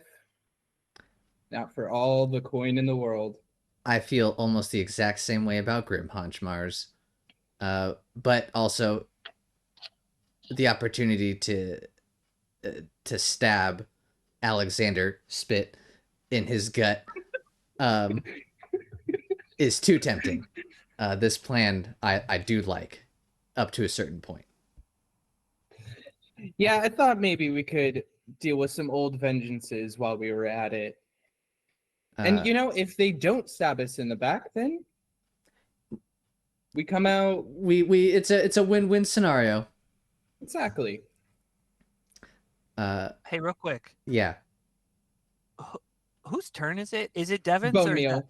It's Bone. Oh shit! Oh shit. I put a white because I wanted this to go well, but I put it over Zach's name. Okay. That's okay. Elliot, Well- did you put a black pip? No, I didn't. No, I think we're good. Okay, you already had that. I saw that you put the white pip down, and I was like, oh, that's. Yeah, I forgot that it was mine. Okay. There's 6 missing, so we're all good. Okay. Okay. I just wanted to make sure I didn't goof it up. No, that's cool. I think our scene just about ends. I think the positive outcome of this is that Bonemeal and Mars are at this point very trusting of each other and are on the same page. We have kind of like a mutual understanding of what our plan is. Yes. I'm glad Bonemeal ended up being on my side. Thank you, Bonemeal. Yeah, dude. Got two rival kind of backstabbing schemes going on. Yeah. Well, so we're gonna see how this pans out. Devon, go ahead and put that pip on whose ever name you want. Ah, dang. Okay. And Mars, would you like to set up the next scene, or would you like to choose how it resolves? This is. I think. Sorry. Go ahead, Devon. I clicked on the wrong page. I've done that like every time I've tried to move one of these things. Oh my god. Yeah. Okay. It's okay. It's okay. We're good. I'm sending it over to Grimhaunch. Oh, now Grimhaunch has 2 positives. Well, it's gotta go somewhere, man. I know. Everyone was gonna get 2 positives, no matter who I gave it to. Yeah. Okay. Anyways, yeah, I'm gonna set the scene, and I think it's gonna start with us. Yeah, we're like making our way through the city the next day, right? To basically the post office, but it's just birds. It's the pigeon coop. Yeah, we're making our way to the messenger pigeon coop. And we're all, I think, talking about how we should send this message. Like what should be stated as we're trying to send a correspondence to Alexander. Okay. All the pigeon coop. Mars, I think perhaps you should write the letter. You are very smart and articulate. Mm. And you know Alexander, you know what he likes, you know what might make him want to come out here. It also wouldn't make sense to have this letter coming from someone outside of the company. So Barnabus, what am I telling him to get him to leave the guards? Barnabas kind of stammers over his words for a moment. You know, just you know, I know this is I know you're not used to this, Mars, but you're gonna have to be a little bit pathetic. You're gonna have to talk up how you know you've fallen on hard times. You're really regretful for the way things broke bad between you and Alexander, and tell him that you want to make amends, and tell him that you're really just looking for a little quick cash. You know, don't mention Bonemeal, don't mention me and Grimhaunch. Make it sound like it's just you asking an old buddy for a favor. You know, and that favor just happens to be buying a priceless scale off of you. Okay. Yeah. Mars is gonna start writing, and it, you know, it's a construct, so it looks like typewriter print. Where, yeah, it's just like, hello, Captain. Yeah, I feel like it's like that scene in iRobot where he's like drawing the image in this like really crazy robotic way. Yeah. So it's just like, hello, Captain. I hope this message finds you well. In fact, from what I've heard, it definitely does. I'm sure you recall the scale that Bonemeal and I looted from that small village. Well, it has been a rough few years since the war dogs went under, and I know you could probably put it to better use than I could, especially given my current fleshed over state. And I am willing to sell it to you for the low, low price of 10,000 gold. Just meet me at the Forgotten Path in a week's time. And we can have that happen. Regards, Mars. I want this to resolve well, but I'll leave it up to the two of you because I know that I just did. I was the gonna last one. I was gonna do it well as well. That's was Yeah. Okay, so Mars, what does it look like? I guess when this resolving well, what's the best possible outcome of this resolving? Yeah, the best possible outcome is a scene that shows none of us. The camera like pans to this massive estate that is just dripping in luxury. We see And the it- pigeon like flying into the estate. Exactly. And we see Alexander, the mighty, I think he's a human. Just this huge guy, bald head, like a big old scar across his eye. And he receives it and reads it. And you can see his face go from like stonewalled to like excited. It brightens, his eyes lift before getting suspicious and then shoving it into like an inner pocket and like glancing around, insinuating that he's not going to let anybody know about this. Nice. Cool. Ooh. Okay. Then put that pip somewhere. And Barnabus, would you like to set the last scene of round 2 or resolve the last scene? Or sorry, not round 2. I guess it is round 2. Act 1. I'll be right back. This next scene is gonna be the last scene of Act 1. Ooh, okay. I don't have any super strong ideas for what scene I want to see next, so I think I'm going to try resolving this. Okay. So Barnabas was saying that we could set up the scene and then Eliot will choose how it resolves. I feel like this is my gut reaction. Obviously, we don't have to go along this route if we want to do something completely different. But maybe Barnabas is like, he is trying to do something about the guards. Like, I feel like there's got to be something that he can do, that he's thought of to at least help with this in a minor way. I don't know, like not completely like resolve the issue type thing, but That lines up with what I'm thinking because this has become kind of like a wannabe heist movie.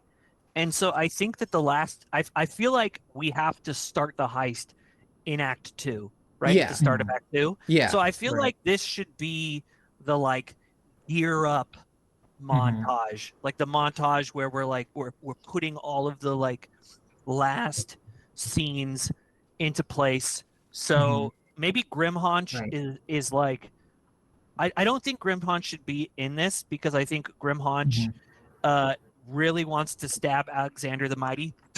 So I'm like scoped out somewhere in like a ghillie suit and just like hiding somewhere with a sword ready to like stab this guy to death while everybody God. else is He's well, not the even three going to of show you- up for another week. No, what? No.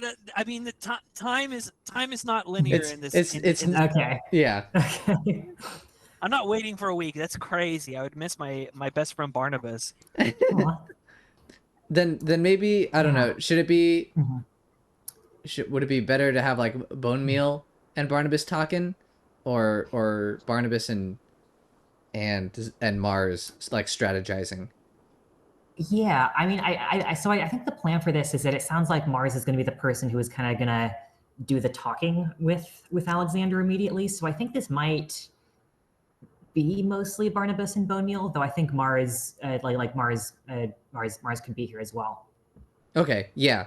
I Or feel like kind we're of- kind of like discussing like the way it's gonna go down, and so we're basically preparing our ambush. Yeah. I think I don't know what kind of living situation Bonemeal has, but this might just be like the two of us in like a tavern somewhere, and Barnabas is kind of going over like a print like maps that he has drawn up of Yeah. the specific area of the Forgotten Path that we're going to be meeting Alexander on. Okay. Bone Meal's gonna be like, all right, since there's gonna be no guards, we can assume that there's gonna be no guards. But if there were guards, hypothetically, I think you and I, you know, all respect to Grimhaunch. I know he's your cousin, but you know he's good at attacking and not much else. I think the two of us, we kind of station ourselves at various points along the path, get ready to take out as many guards as we can as quickly as possible. You get me? I get you. If there's gonna be guards, but there shouldn't If there's going to be be guards. If there's not guards, then it's the three of us. And then it's or it's the four of us against one guy, and All that's right, yeah. that's no big deal. That's no big deal. Yeah. Bone Meal's gonna grunt and be like, okay, sure. I think not Barnabas. Bone Meal's gonna like point on the map and be like, we should maybe attack them here. It's a bit of a blind spot. It gives Grimhaunch a good vantage point, and it's a bit of a bottleneck. So we don't have to worry about us getting surrounded, and we can. Yeah. Oh, sorry. Go on. Oh no, I was just gonna be like, we can pinch off Alexander the Mighty from his guards, and it should give us a tactical advantage. What do you think? Yeah, I think Barnabas like circles the point on the map that Bonemeal has just pointed out. That sounds great to me. Maybe we set up some kind of signal, some kind of call and response to let Mars and Grimhaunch know when we're attacking. Do like a bird call or something. Yeah. That sounds like a good idea. I'll discuss. Oh yeah. I have an idea for setting the scene because we were saying that this is at the Forgotten Temple. What if there's like all of these weird little alcoves in the Forgotten Temple that are all like tiny little shrines to like different like orcish gods and like goblin gods and stuff, and like the bottleneck. What if the bottleneck is like inside of like one of these shrines because there's only like so many people can fit inside of it, and it's like highly defensible because it's like built into this weird like mountain space. Ooh, that's interesting. Okay. Yeah, Barnabas starts kind of like scribbling notes in there and says, okay, so Mars leads him into this shrine and like points out a shrine that maybe has like some like statuary has partially fallen over the entrance, so it's a little more secluded. You know, it'll be private, no one's gonna sneak in on their deal, and then bam, there's only one way out. We get up. All right. This plan is coming together, Barnabas. I had my doubts when Grimhaunch first brought this to us, but you've proven yourself a worthy tactician, if I don't say so myself. Okay, yeah, I feel like this is probably a positive resolution. Perfect. Yeah. So, I mean, do you want to give us like a final scene, or like I guess this is the scene, but do you want to give us like a final image to like end on before we wrap up Act 1? Yeah, I think it's just if they're in like a tavern somewhere, Barnabas like calls for like another round of I don't know. What are you drinking today, Bonemeal? Oh, let's see. Bonemeal. I think Bonemeal is pretty easygoing. So just like whatever ale they have on tap. Okay, yeah. Barnabas is gonna order another round of ale, and it's just the two of them kind of like do it like taking a drink over this map, and there's like all these notes and like diagrams of how they're going to ambush Alexander. Cool. I like. Could I? Oh, do you mind if I just add just like a small tiny detail? yeah. I feel like we go to like cheers our ale, and like the last shot is like a drop of our ale landing on the circle that you drew, and it kind of like blurring a little bit. Ah, great. Yeah, and I think I will give that token to Bonemeal. Ooh, thank you. Perfect. So the last thing of Act 1, and then we'll take like a 15, is we have to roll on a tilt. So everyone, if you don't have some dice in front of you, you can use like a generator or whatever. All you need to do is make sure that you have a series of dice to represent one color and a series of dice to represent the other color, right? So I'll roll 2 to represent white, and that gives me together, that gives me 3 white. For Devon and Zach, who are the only 2 without, you'll subtract the smaller number from the larger number. So if you end up with a 6 black and a 1 white, that's a 5 black. If you end up with a 6 white and a 1 black, that's a 5 white. Does that make sense? Okay. I think so. I got a 3 white. 3 white. Okay, so you and I are tied for white. I got 1 white. Okay. Oh wow. So that's 4 white. Nice. Okay. So it said that what we're supposed to do is that whoever got the highest black and the highest white, we're supposed to be the ones to choose, but we have no blacks and then all just like white. So I think maybe we should all just take turns picking these tilts. What we're doing now is we're picking a tilt based off of like these dice that are right here on the screen. It's going to be similar to what we did at the very setup, right? Except the tilt is going to be something horrible that has to happen in Act 2. Nice. Cool. So yeah, like I said, normally 2 players, whoever got the highest amount of blacks and the highest amount of whites, would just the 2 of them would go. But I'm thinking that maybe we can just go in the same order that we've been going in, if that's cool, since we all kind of like we don't have any like we saved all of our bad stuff for the second act, so I'm sure that'll go well. Yeah. Yep. I would like to click off number 3, which is innocence. So something involving innocence will happen in the second round or the second act. So Devon, would you like to determine what kind of innocence will happen, or would you like to pick a dice that'll correspond to a second type of horrible thing? No, I want to drill down on the type of innocence. Okay, pick one of these numbers. Give me that second 5 on that second row.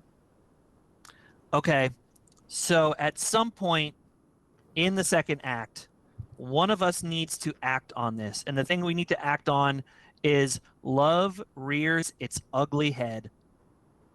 Interesting. And then, Zach, would you like to pick another number to determine what the second type of tilt is? Yeah, give me a 1. That is mayhem. Yes. Eliot, would you like to pick one of these numbers? Yeah, I will pick a 4.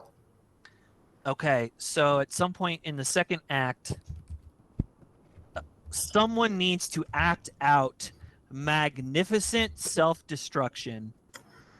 Ooh. All right. So those are our tilts. I think we should take a... Okay, cool. Sounds good. Perfect. And I will update those on the main dock.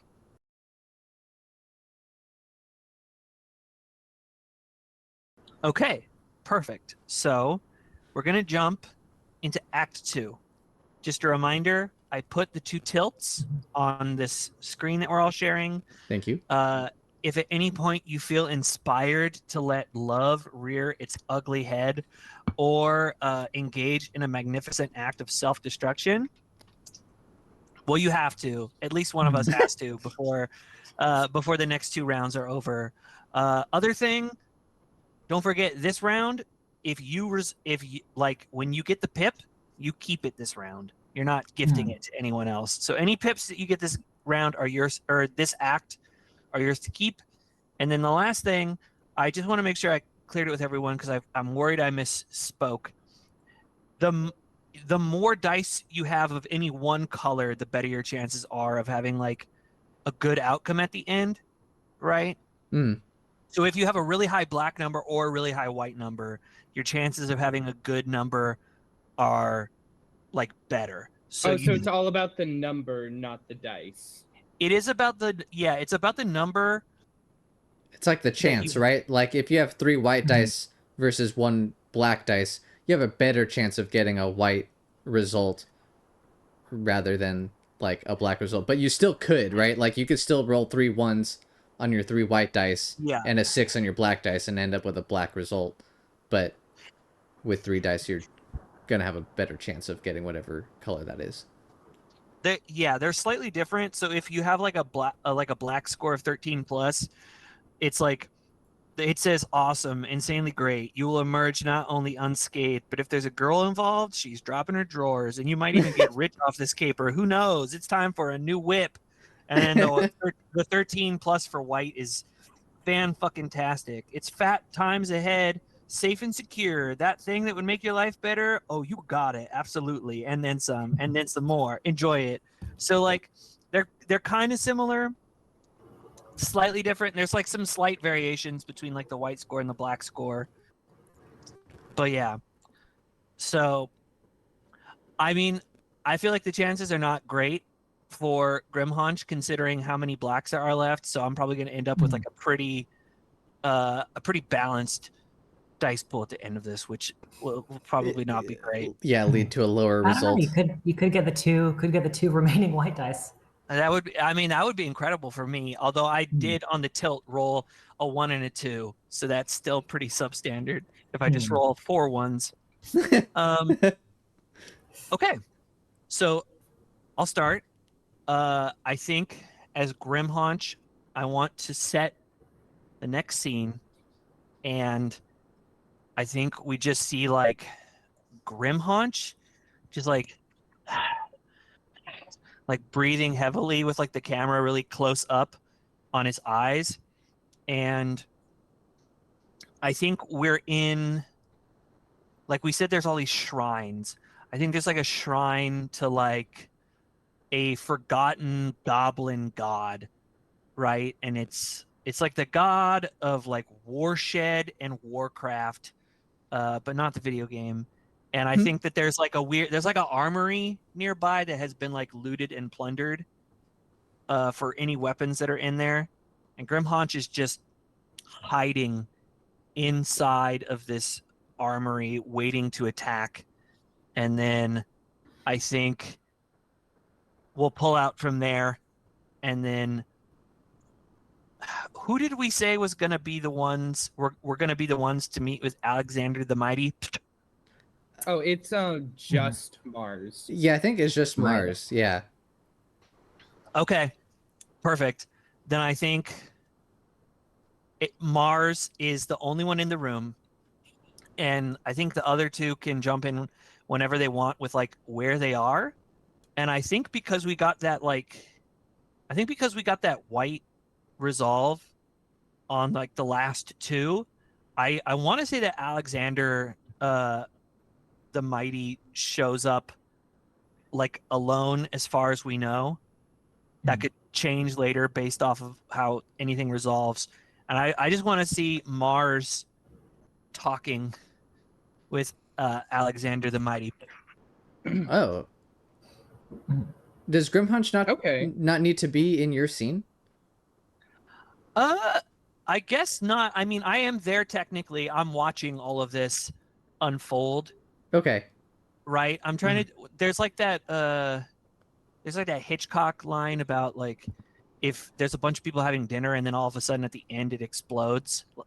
It's not very dramatic, but if you tell everyone that there's a bomb underneath the table and then you make them watch a dinner scene for 5 minutes, it's really intense. Oh. So Grimhaunch is just like watching all of this, like ready to murder someone at some point. Oh no! Oh wow! Oh wow! Okay, okay. Oh shit! Okay. Okay. Okay. Devon, do you want to play Alexander since Ooh. Yeah. Is that cool? Can I play? Is that something? Is that cool? Because I can't do a back and forth with myself. Yeah. I don't mind playing Alexander. Okay, let me just think about Alexander for a second. Okay. Alexander walks into the meeting room alone. His presence is imposing as normal. He is just as buff and burly as you remember him. His face, not a hint of a smile at all. It's very neutral to like angry looking, very very gruff. And he nods to you, Mars, and he says, "It's been a while." Yeah, and Mars is just doing its best to make itself look as diminutive as possible. Shoulders down, slightly hunched. Probably bending its knees slightly. Just looks small and weak. Just hello, Alexander. You've seen better Sure days, haven't has. you? I sure have. A piece of flesh is just gonna like slough off.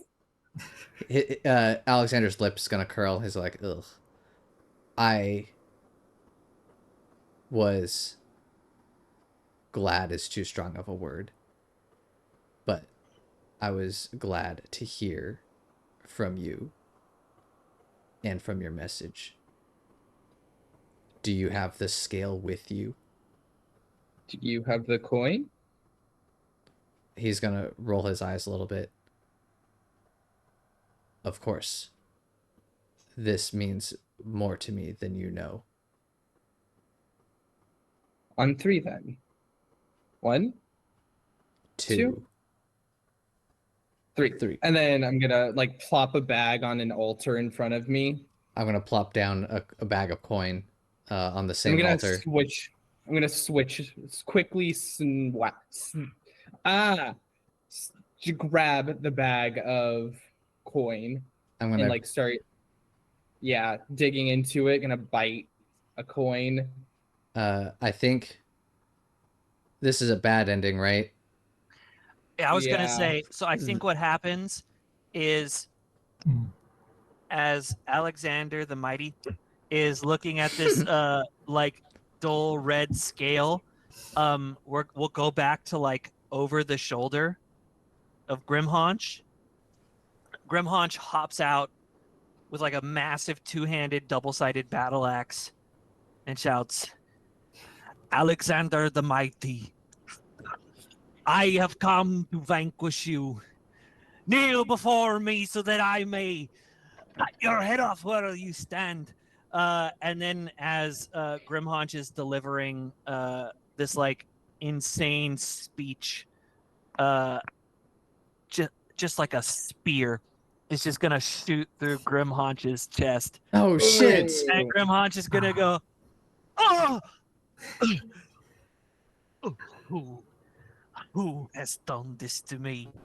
And then is going to like drop, and there's just gonna be this like silver-haired high elf standing behind him who goes like, "Oh, so you thought that Alexander the Mighty wouldn't be smart enough to have someone come ahead of him?"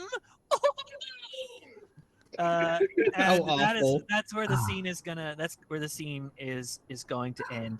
And Devon, slash Oh. Bonemeal. The next scene is going to jump to you. Would you like to set the scene, or would you like to resolve the scene for yourself? I'm thinking I want to set it, but give me just like 1 Okay. second to think about it. No, let me resolve it. Yeah. Yeah, you guys go ahead and set the scene. I'll resolve it. Okay, so I think so. You two were like Mhm. posted up, Mhm. hiding, and waiting to catch any guards along the trail, right? Yes. Yeah, essentially. Yeah. Mhm. So I think the setup is like we see Bonemeal and Barnabas like setting up into these little alcoves alongside the path leading into the center of the temple, where Mars and Grimhaunch are. I think you two probably have like a line of sight on each other, but are pretty hidden from the path.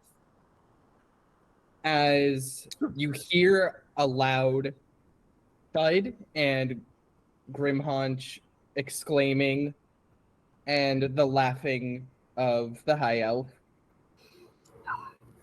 followed up quickly by a whistle that you don't recognize and a group of guards heading down the path. Fuck. Okay. Barnabas, you motherfucker. I don't know why you're blaming this on me. This was our plan. You said you got taken care of the guards. And I think I'm gonna shit. Am I gonna take care of the guards or am I gonna run into the room? No, I think Bonemeal is gonna stay at the bend, and I think I'm gonna start like lobbing some arrows at the approaching guards.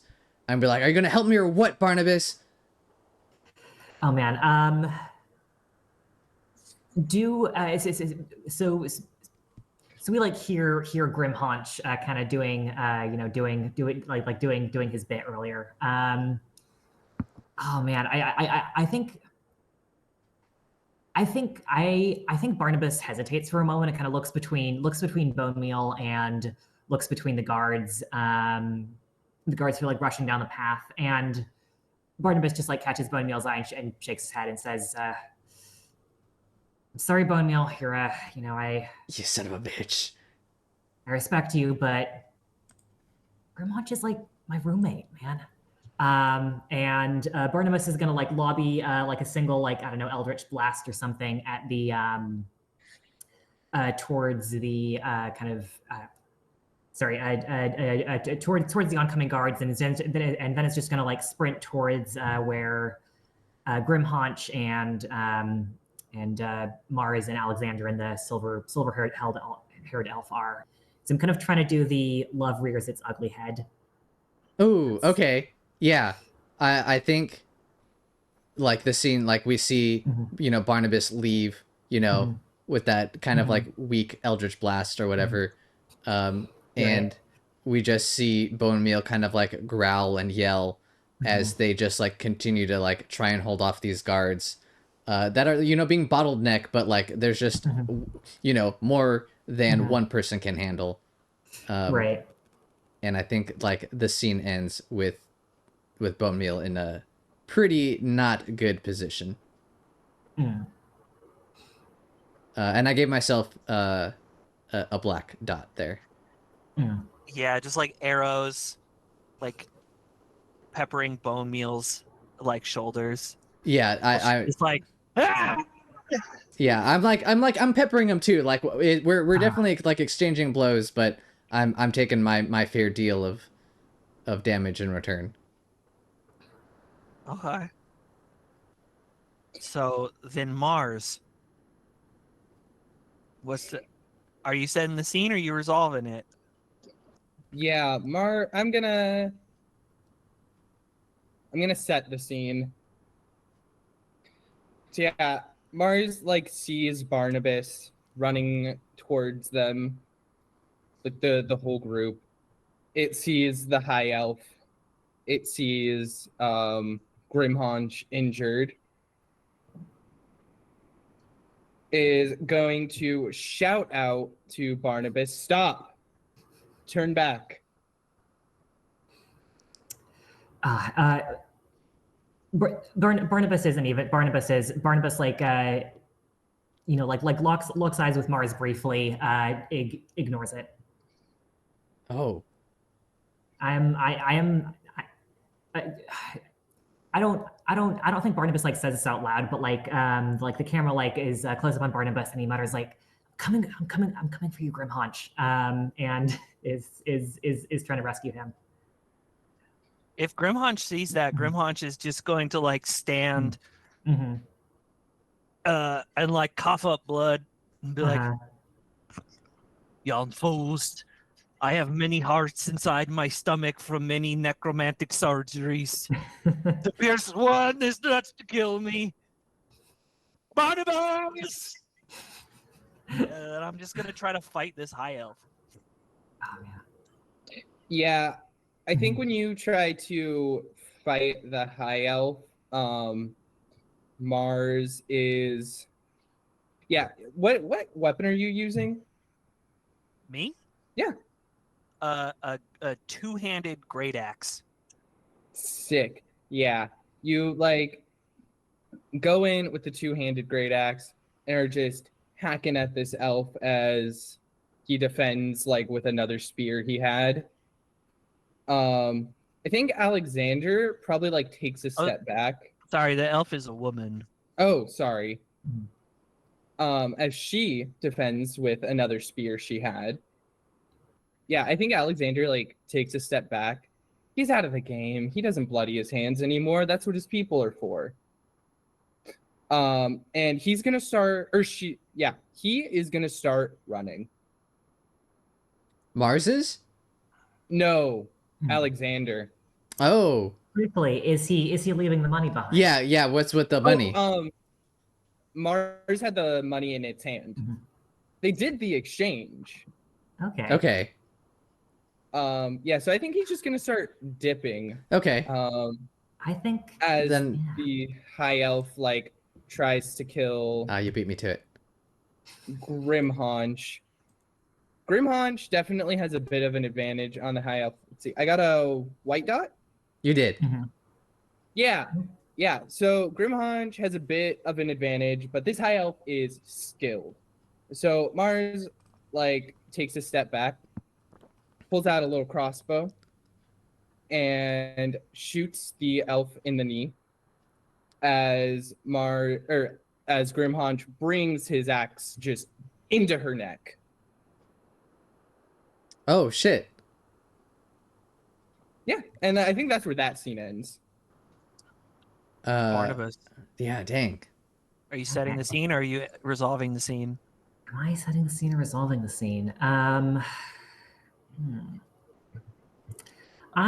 think I'm gonna I think I'm gonna set the scene. So I think, oh man, I think the scene starts like after this battle with this elf is finished. Grimhaunch and Mars are kind of like standing over this high elf. Barnabus runs up kind of like a little bit out of breath. And there is a sound of the other guards quickly approaching down the path that Barnabus just came through. And Barnabus kind of like points behind him and he's like, I left Bonemeal back there. I'm pretty sure she can deal with them. And then like I'm not exactly sure what the layout of this temple is, but the first of the guards runs into view. Okay. Yeah. I think after I cut off the elf's head, I'm gonna like have to start looking back and forth between Mars and between Barnabus at the door. Was that a black? It was. Mm-hmm. Yeah, I feel like this is not ending well for me. I think, yeah, I mean, so I was gonna protect Barnabus at the door, but I think because you got the black one, the black pip, I think I'm going to do something dumb and be like, Barnabus, hold them at the door. We have it in our grasp. We will crush this small creature. And then I'm going to turn to Mars, and Grimhaunch is going to start rushing at Mars and be like, "You have embarrassed my roommate too many times." Could I? Oh shit. I have. Okay, yeah, you go ahead. You go ahead. Before you land a hit, Mars is smiling. Are you sure you want to do that? I have your money. And I was formed by a confluence of magics. Do you want to test what happens when those magics are broken?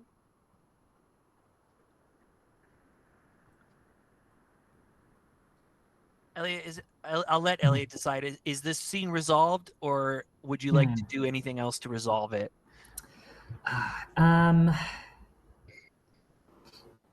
Yeah, I think in terms of Mars and Grimhaunch, it kind of ends there. It ends there with a standoff.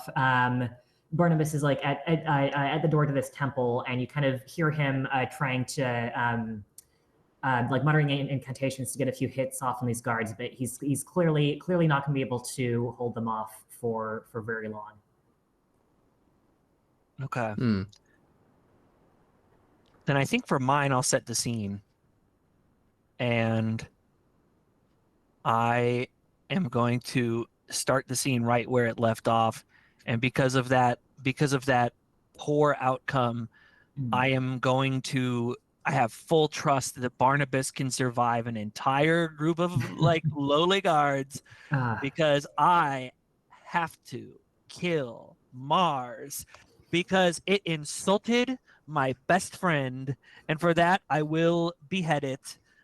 So I'm just gonna shout, "Mars, you think yourself so mighty because you were created by magic, but I am held together by will." And I'm going to start swinging my axe around wildly as I try to chop its head off. Yeah. Which I think, so I think we get into like a little bit of like an action scene. I think why don't you and I just like go back and forth, Zach, until one of the other two decides how this fucking resolves. I think a black die, I end up dying. I think a white, I think I end up chopping Mars in like half or something. Oh shit. Okay. Fuck. Or I end up doing so. I'll say this.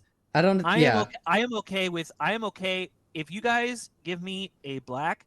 I think that Grimhaunch is just gonna get taken out, right?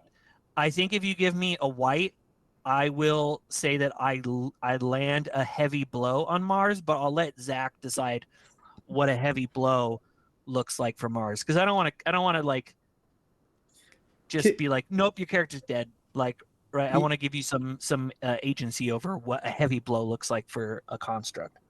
Okay. Yeah, so you start swinging your axe heavily at Mars.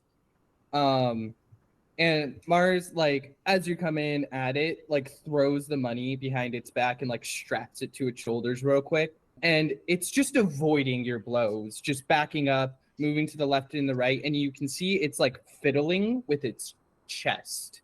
There's just a bunch of knobs and screws and things, and it's just undoing things, switching things around, and just avoiding you. I think while you're avoiding it, at one point you like dodge, and Grimhaunch's axe gets like stuck in the wall or something, and Grimhaunch just goes like full berserk and just tackles Mars through a door and into the next room, and the camera does that thing where it like pans over the wall, and now we're in the next room fighting. Yeah, and I think like when Mars gets back up, you can see that the force of getting knocked through the door or the wall or whatever, and like tumbling with Grimhaunch for a second, like knocked its chest plate open, and there's just a bunch of these like glowing circuits and crystal knobs and shit that it's now fiddling with, and just moving these circuits up and down and just still same strategy of avoiding and dodging. Mhm. Grimhaunch is just going to rear back a fist for a haymaker and just take a wild haymaker at Mars' chest into this like pit of raw arcane energy. Okay, hold on, just pause right there, because I feel like we have to make a decision. Are you gonna do it, Eliot? I was gonna say I feel like getting a punch straight to the I feel like Grimhaunch punching whatever the arcane energy there is. I don't think that's a good outcome. For Okay, do it. Okay. So Grimhaunch punches Mars directly in the chest, but I think before he does, he looks Mars in the eye and says, "Dumb machine, you can never marvel the intelligence, the wisdom, the cunning of Barnabus," and then punches Mars in the chest. And then why don't you describe how exactly my character is mutilated? Yep, I'm gonna go ahead and fulfill tilt 2. And yeah, you like punch it and get like held in place as you're getting like electrocuted essentially. And Mars is just gonna say, "Dumb human," before you feel the energies build and just overtake you. And then Mars explodes Oh shit. and levels the temple. Oh, fuck. Oh, shit. Oh shit. Okay. Okay. Well, literally well, taking self-destruction to a very literal It said level. magnificent. It said magnificent. that is fucking magnificent. Bonemeal. Do you want to set the scene, or do you want to resolve it for yourself? I think I'm gonna set it. I think it's like an hour or two later. Ooh. I think it was a pretty massive explosion, and I think anyone who was nearby was knocked unconscious to a certain degree. And the scene will start with Bonemeal waking up, whether she's the first person to do so or not. It doesn't matter. It's like the first person we see waking up after this crazy explosion. Maybe it's not an hour, but there's like that weird tinnitus sound effect where it's like the weird ringing, and everyone's yeah, like, the video is kind of like, it's like blurry, right? Like there's like this after effect as the camera like doing shaky cam. Yeah. And I think Bonemeal, obviously Bonemeal wasn't there, so she doesn't know like what happened. And she still has some like arrows like sticking out of her like arm and shoulder and like her side. And she's bleeding, but she's still alive. And I think she's gonna go to where she thinks the place where you were, like the main part of the temple that you all were in. And I think she's gonna start digging around. And I feel like that's the scene, the beginning of the scene. I don't know who she finds first though. As she's digging, I think she's digging for Mars. I mean, I had kind of an idea, if I can interject for a second. Yeah, I would love to hear. The explosion originated from Mars, so I was kind of imagining that its head would have gotten just launched into the air. So it's probably like sitting on an altar as you walk up. Okay. Interesting. So it flew up and then like it came crashing down, and like just through pure chance it landed on an altar. Yeah, I mean, why not? You know? Sure. Yeah. Okay. Is Mars still alive then? Can I talk? No. I can't. So I can't talk to the head.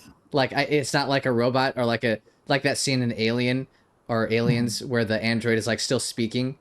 even though it's I just a think- head. Actually, I think maybe Mars is still alive, but in a very temporary manner. I think it's dying. Yeah. It probably had enough like mana to last for like a conversation. Okay. But yeah, this is not sustainable. Sure. Okay. Then I'm gonna walk up to Mars and I'm gonna be like, "You did this, huh? Or this, you know, whether you did it willfully or not, this was your doing, huh? It left me no choice. Who was it? Who did it? Grimhaunch. I spit. That fool. Ooh. Oh, You should find his charred corpse in that room over there. I Just will. gonna like point its eyes with its eyes, yeah. ah, I will, and I'll spit on his corpse. and go to my home at the first opportunity. Of course, I remember what you told me. I'm sorry.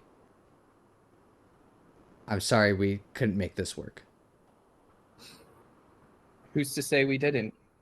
And then the light's gonna like Hmm. fade out of its eyes. Oh man.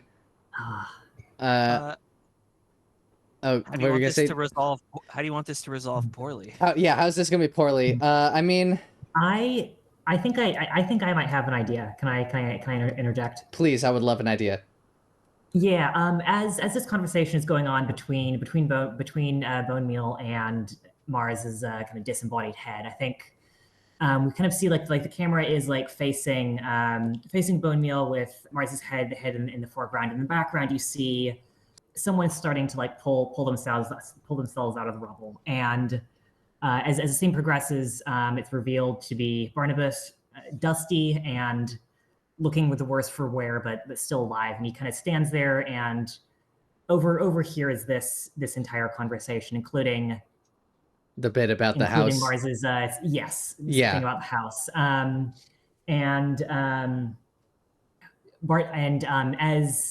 As Mars kind of like fades out, Barnabus is going to Barnabus is going to is going to kind of clear his throat in a officious manner. Ooh. Okay, yeah, I guess the scene will end with with Mars's eyes, dying out, right? And then Bonemeal turning around to look upon Barnabus, who appears relatively unharmed after this massive explosion. And I think that's where we'll end it, in this kind of like, it's not super bad, but it's like this kind of like nebulous gray area that isn't exactly in a good spot. Yeah. And then for Zach, so before you choose whether you want to set up the scene or resolve the scene, I do want to make it very clear the game and the book is very clear that you shouldn't let death or anything so temporary as not being alive anymore stop your character from being in scenes.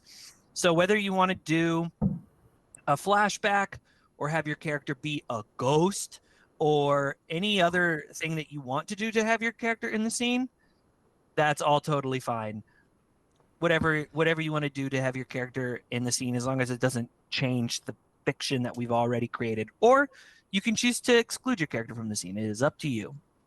Yeah, so what I'm actually going to do is I'm going to go ahead and skip the confrontation that is being alluded to about to happen. And the scene is going to be Barnabus in my home. Oh no, you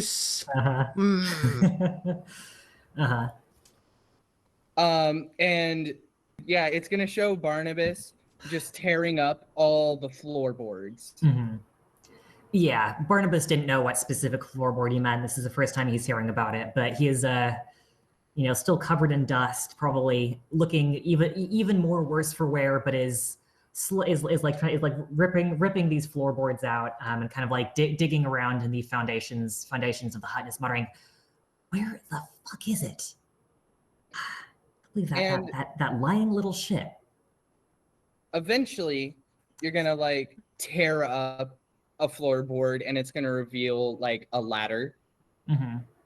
and you're gonna follow it down, Mm. and find yourself in this just dark, dank basement with candles that haven't been lit in what looks like centuries. Mm. Being a wizard, you just cast a spell, and they Yeah. all light up. Yeah, he And- does, but he's really annoyed. He's really annoyed about it though. And what you find is a lab and schematics exclusively to rebuild Mars. I gave you a white pip. Ha. So, how this scene resolves is like Barnabus is just like, fuck. Ah. I thought it was gonna be here. I guess my only choice is to rebuild Mars. Mm. And it just kind of skips forward ahead like Mhm. a couple days or so. And there Mars is once again being powered on. Mm. And that's where the scene will end. Ah. Yeah. Final scene then. Mm-hmm. Eliot, would you like to set the scene? Or actually, I think so. We said that the final ones are wild. So Right. I think that the way that we should rule that is if you choose to resolve it, Mm-hmm. you can choose if this is going to be a white dice or a black dice, and we'll just change the color. But if you if you want to set the scene, I think whoever else picks it will just pick the black. Does that sound fair? Does that sound fair to everyone? Yeah.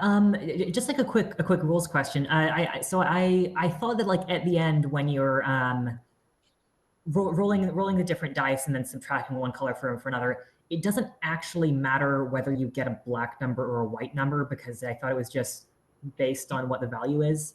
You just want a higher number, right? A higher number. So it wouldn't really matter in this case whether I get a black or a white because I have one of each right now. Yeah, it would only not for your ultimate Not resolution, for ultimate, in but the flavor game. wise, yeah. Yeah, just for this scene. Mm-hmm. Okay, yeah, totally fair. Well, in that case, I think I'm just gonna set this scene. Yeah, we see Barnabas. He like clearly hasn't slept for days. He's been eating like I don't know whatever like ancient expired like crackers or whatever whatever food Mars keeps in its home. And we see Mars kind of like slowly, kind of like doing a bit of a Frankenstein bit, kind of like slowly rising up from this slab. It has been handcuffed to the medical bench, and as Mars opens its eyes, Barnabas just says in this tired voice, "Tell me where the fucking scale is, you miserable little bastard."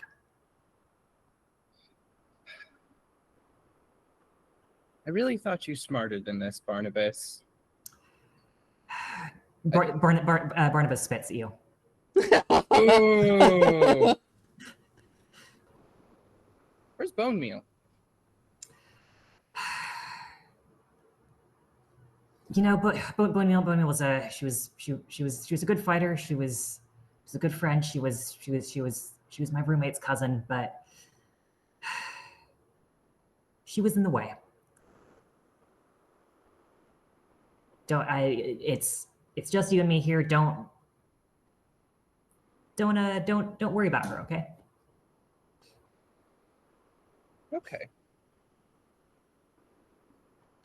Okay, so this ends negatively for you. Right. So, maybe Bonemeal comes back. Maybe Bonemeal comes back.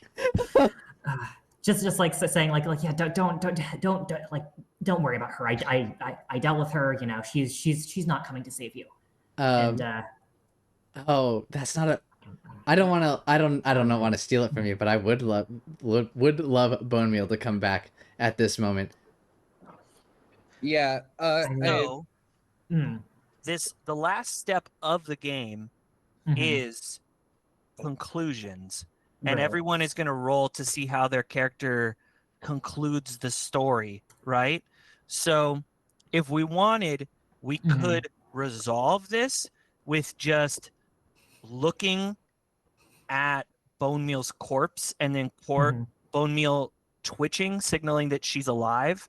And then we could resolve this in the conclusion, or we could choose to have this resolve right now with Bonemeal like coming through the door. I think it's your call, Eliot. Yeah. Oh, man. What? Yeah. Yeah.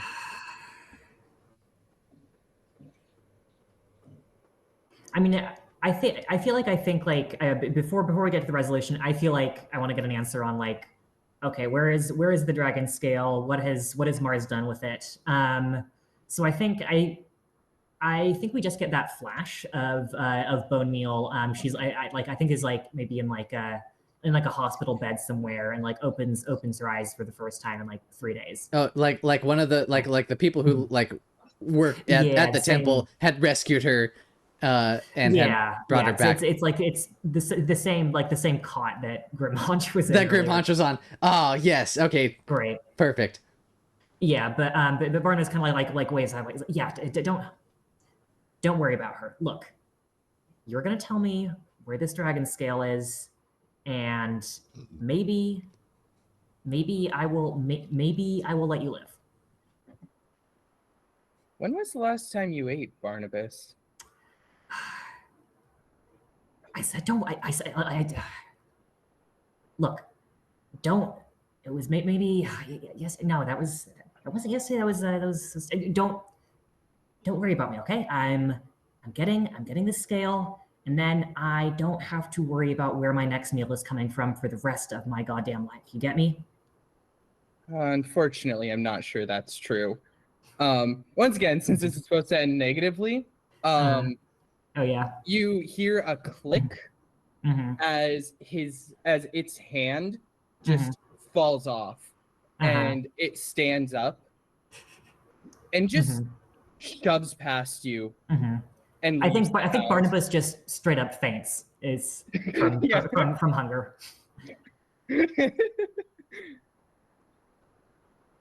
Yeah, so is that how the scene resolves? Just Mars just leaving.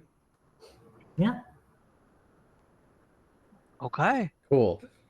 Then the only thing left to do is our conclusions.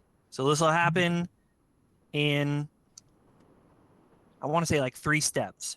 Okay. So the first step is you're going to look on your screen, right? And you're going to count up your black pips and your white pips. Grimhaunches are even, so this does not seem well for Grimhaunch.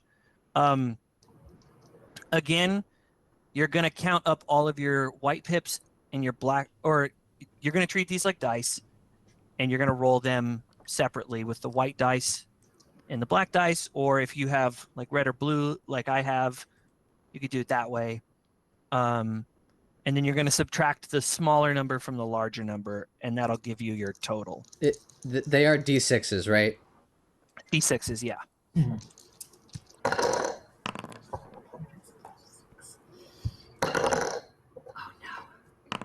Oh no. Fuck me.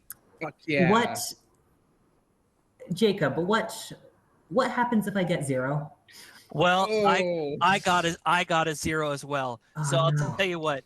I'm just gonna go around to everyone, and I'm gonna put their number. So I got 0. Yeah, I want to know. And yeah, Barnabus got 0. What does everyone else have? 14. God damn it, 14. Zach! Why are you're what? so lucky? White. You're so Okay, lucky. black was a 1. And then Bonemeal, what did you have? I got 4 black. Okay. So we can go through in the order on the screen, or we can go through that we can go through in the order that we've been going, or we can go in order like from highest to lowest or lowest to highest. What would you guys prefer? I think I like lowest to highest. Okay. Yeah, I think that's fun. So the way that you're going to do your last story is, the way that you're going to do your last scene, every dice is a beat, and you're going to click on a dice, or you're going to click on one of the pips on your screen and then delete it. And when you delete it, you're going to say, this is, and then you're going to describe what happens in this little moment, this little brief image. And then you keep doing that until your thing is gone. But before that, I will read what the aftermath looks like. So, Eliot, since we both got 0, I'll let you decide. Do you want the 0 from the black high list or the 0 from the white high list? Ooh, I feel like because I feel like because I had, you know, I feel like for me I had 2 blacks, so I'll take the black 0. Okay. So for Grimhaunch, what Grimhaunch got is 0, the worst thing in the universe. This probably doesn't even include death, since death would be way better than whatever this is. Be creative and do not settle for the first worst thing that comes to mind. There is something darker, more awful, and more wretched in there somewhere. Oh, So, man. let me go to the right window first. This is Grimhaunch's corpse laying in the ground, being discovered by Alexander the Mighty. Oh. This is Grimhaunch having his head cut off and put on a spike. Oh. This is Grimhaunch. This is Grimhaunch's decapitated skull sitting on a pike, where it is discovered several months later by Mars. Oh no. And this is Grimhaunch waking up, reanimated yet again, with a construct body that he has no control over. Oh, like fully under control of Mars is the implication. I mean, I think the most that Grimhaunch can do is try not to do something, but then he is just stuck in a state of being a perpetual statue. He either does what Mars commands or is a statue forever.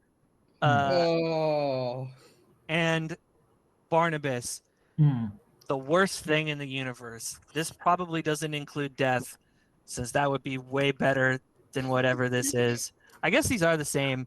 But be creative. Don't settle for the first worst thing that comes to mind. There's something darker, more awful, more wretched in there somewhere.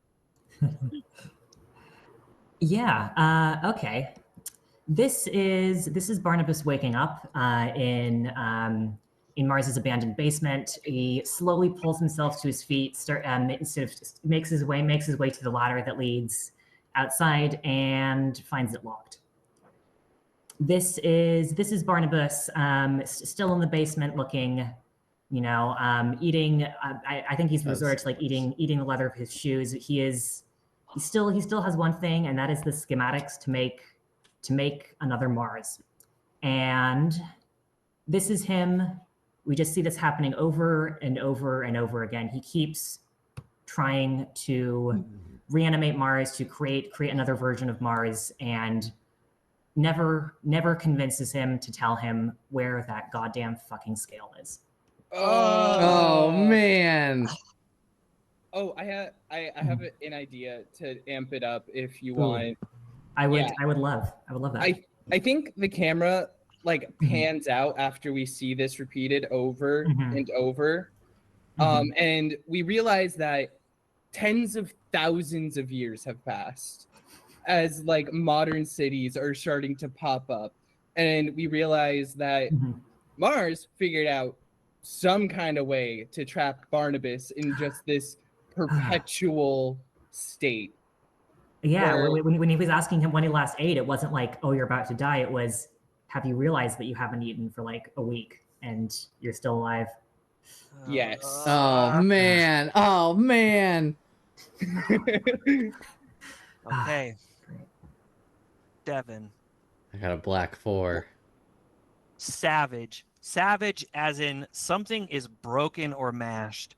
Maybe you've got a permanent limp and a bad reputation. Plus, you totally failed. Yeah. I think when I wake up, I have no legs. Oh. I think during the altercation with Barnabus or whatever, this is gonna be, hold on, I'm not clicking the right thing. This is gonna be me waking up with no legs. This is going to be me searching for the money that was, supposedly left behind during the explosion. This is going to be me finding the money, but realizing he was Alexander the Mighty, Spit, was duping us as equally as we were duping him. The money was not real. This is me finding Barnabus and Mars in this like weird loop where Barnabus is, caught in this never-ending cycle of trying to find this red scale. And then this is me without any legs, unable to access the red scale, and having to live out the rest of my life without legs. And, in destitute, like I never made it. There was no way for me to come back from that. I hate the implication that Mars never would have gone back for you, Well, but it feels like I can't rebut that. It's okay. This is how the game goes. this is where, and this is why I said, do we want to do it in a specific order? Yeah.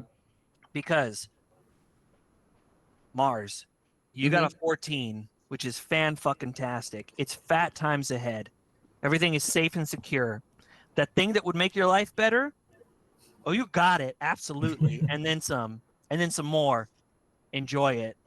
So what does that look like for Mars? Yeah. So this is me in front of a waterfall, chanting an ancient spell as the scale rises to my hands. This is me selling the scale to a unbeknownst wizard, and then later pulling this same grift and coming back with a group of men I hired with the money he paid me to kill him and take it back. This is me in front of Alexander's estate with a small army, and having uncovered the secrets of the scale, using its magics for myself. And this is me sitting upon Alexander's throne. And that's it. This is Mars. All right. Fuck yeah. Well, that was it. That's Fiasco. Yeah. That's That the was game. a fiasco. Yeah, it was a fucking nightmare. They all end like that. Nothing is ever good, and no one is ever happy except for the one person. Except for who one does person. really well. Yeah. And most importantly, if anyone watching this is thinking about doing it, we almost always run out of time or go over and I said that this would be about 3 to 3.5 hours, and it's been 3 hours and 20 minutes, which is It's fucking incredible. spot I don't know on. when that happens. But yeah, that'll be it for us, the Illiterate Wenches, and we'll see you whenever we put out our next video. Awesome. Bye. Thanks, Jacob, for Right. running this one-off session. It was awesome. That was Yeah. really fun. For sure. Yeah.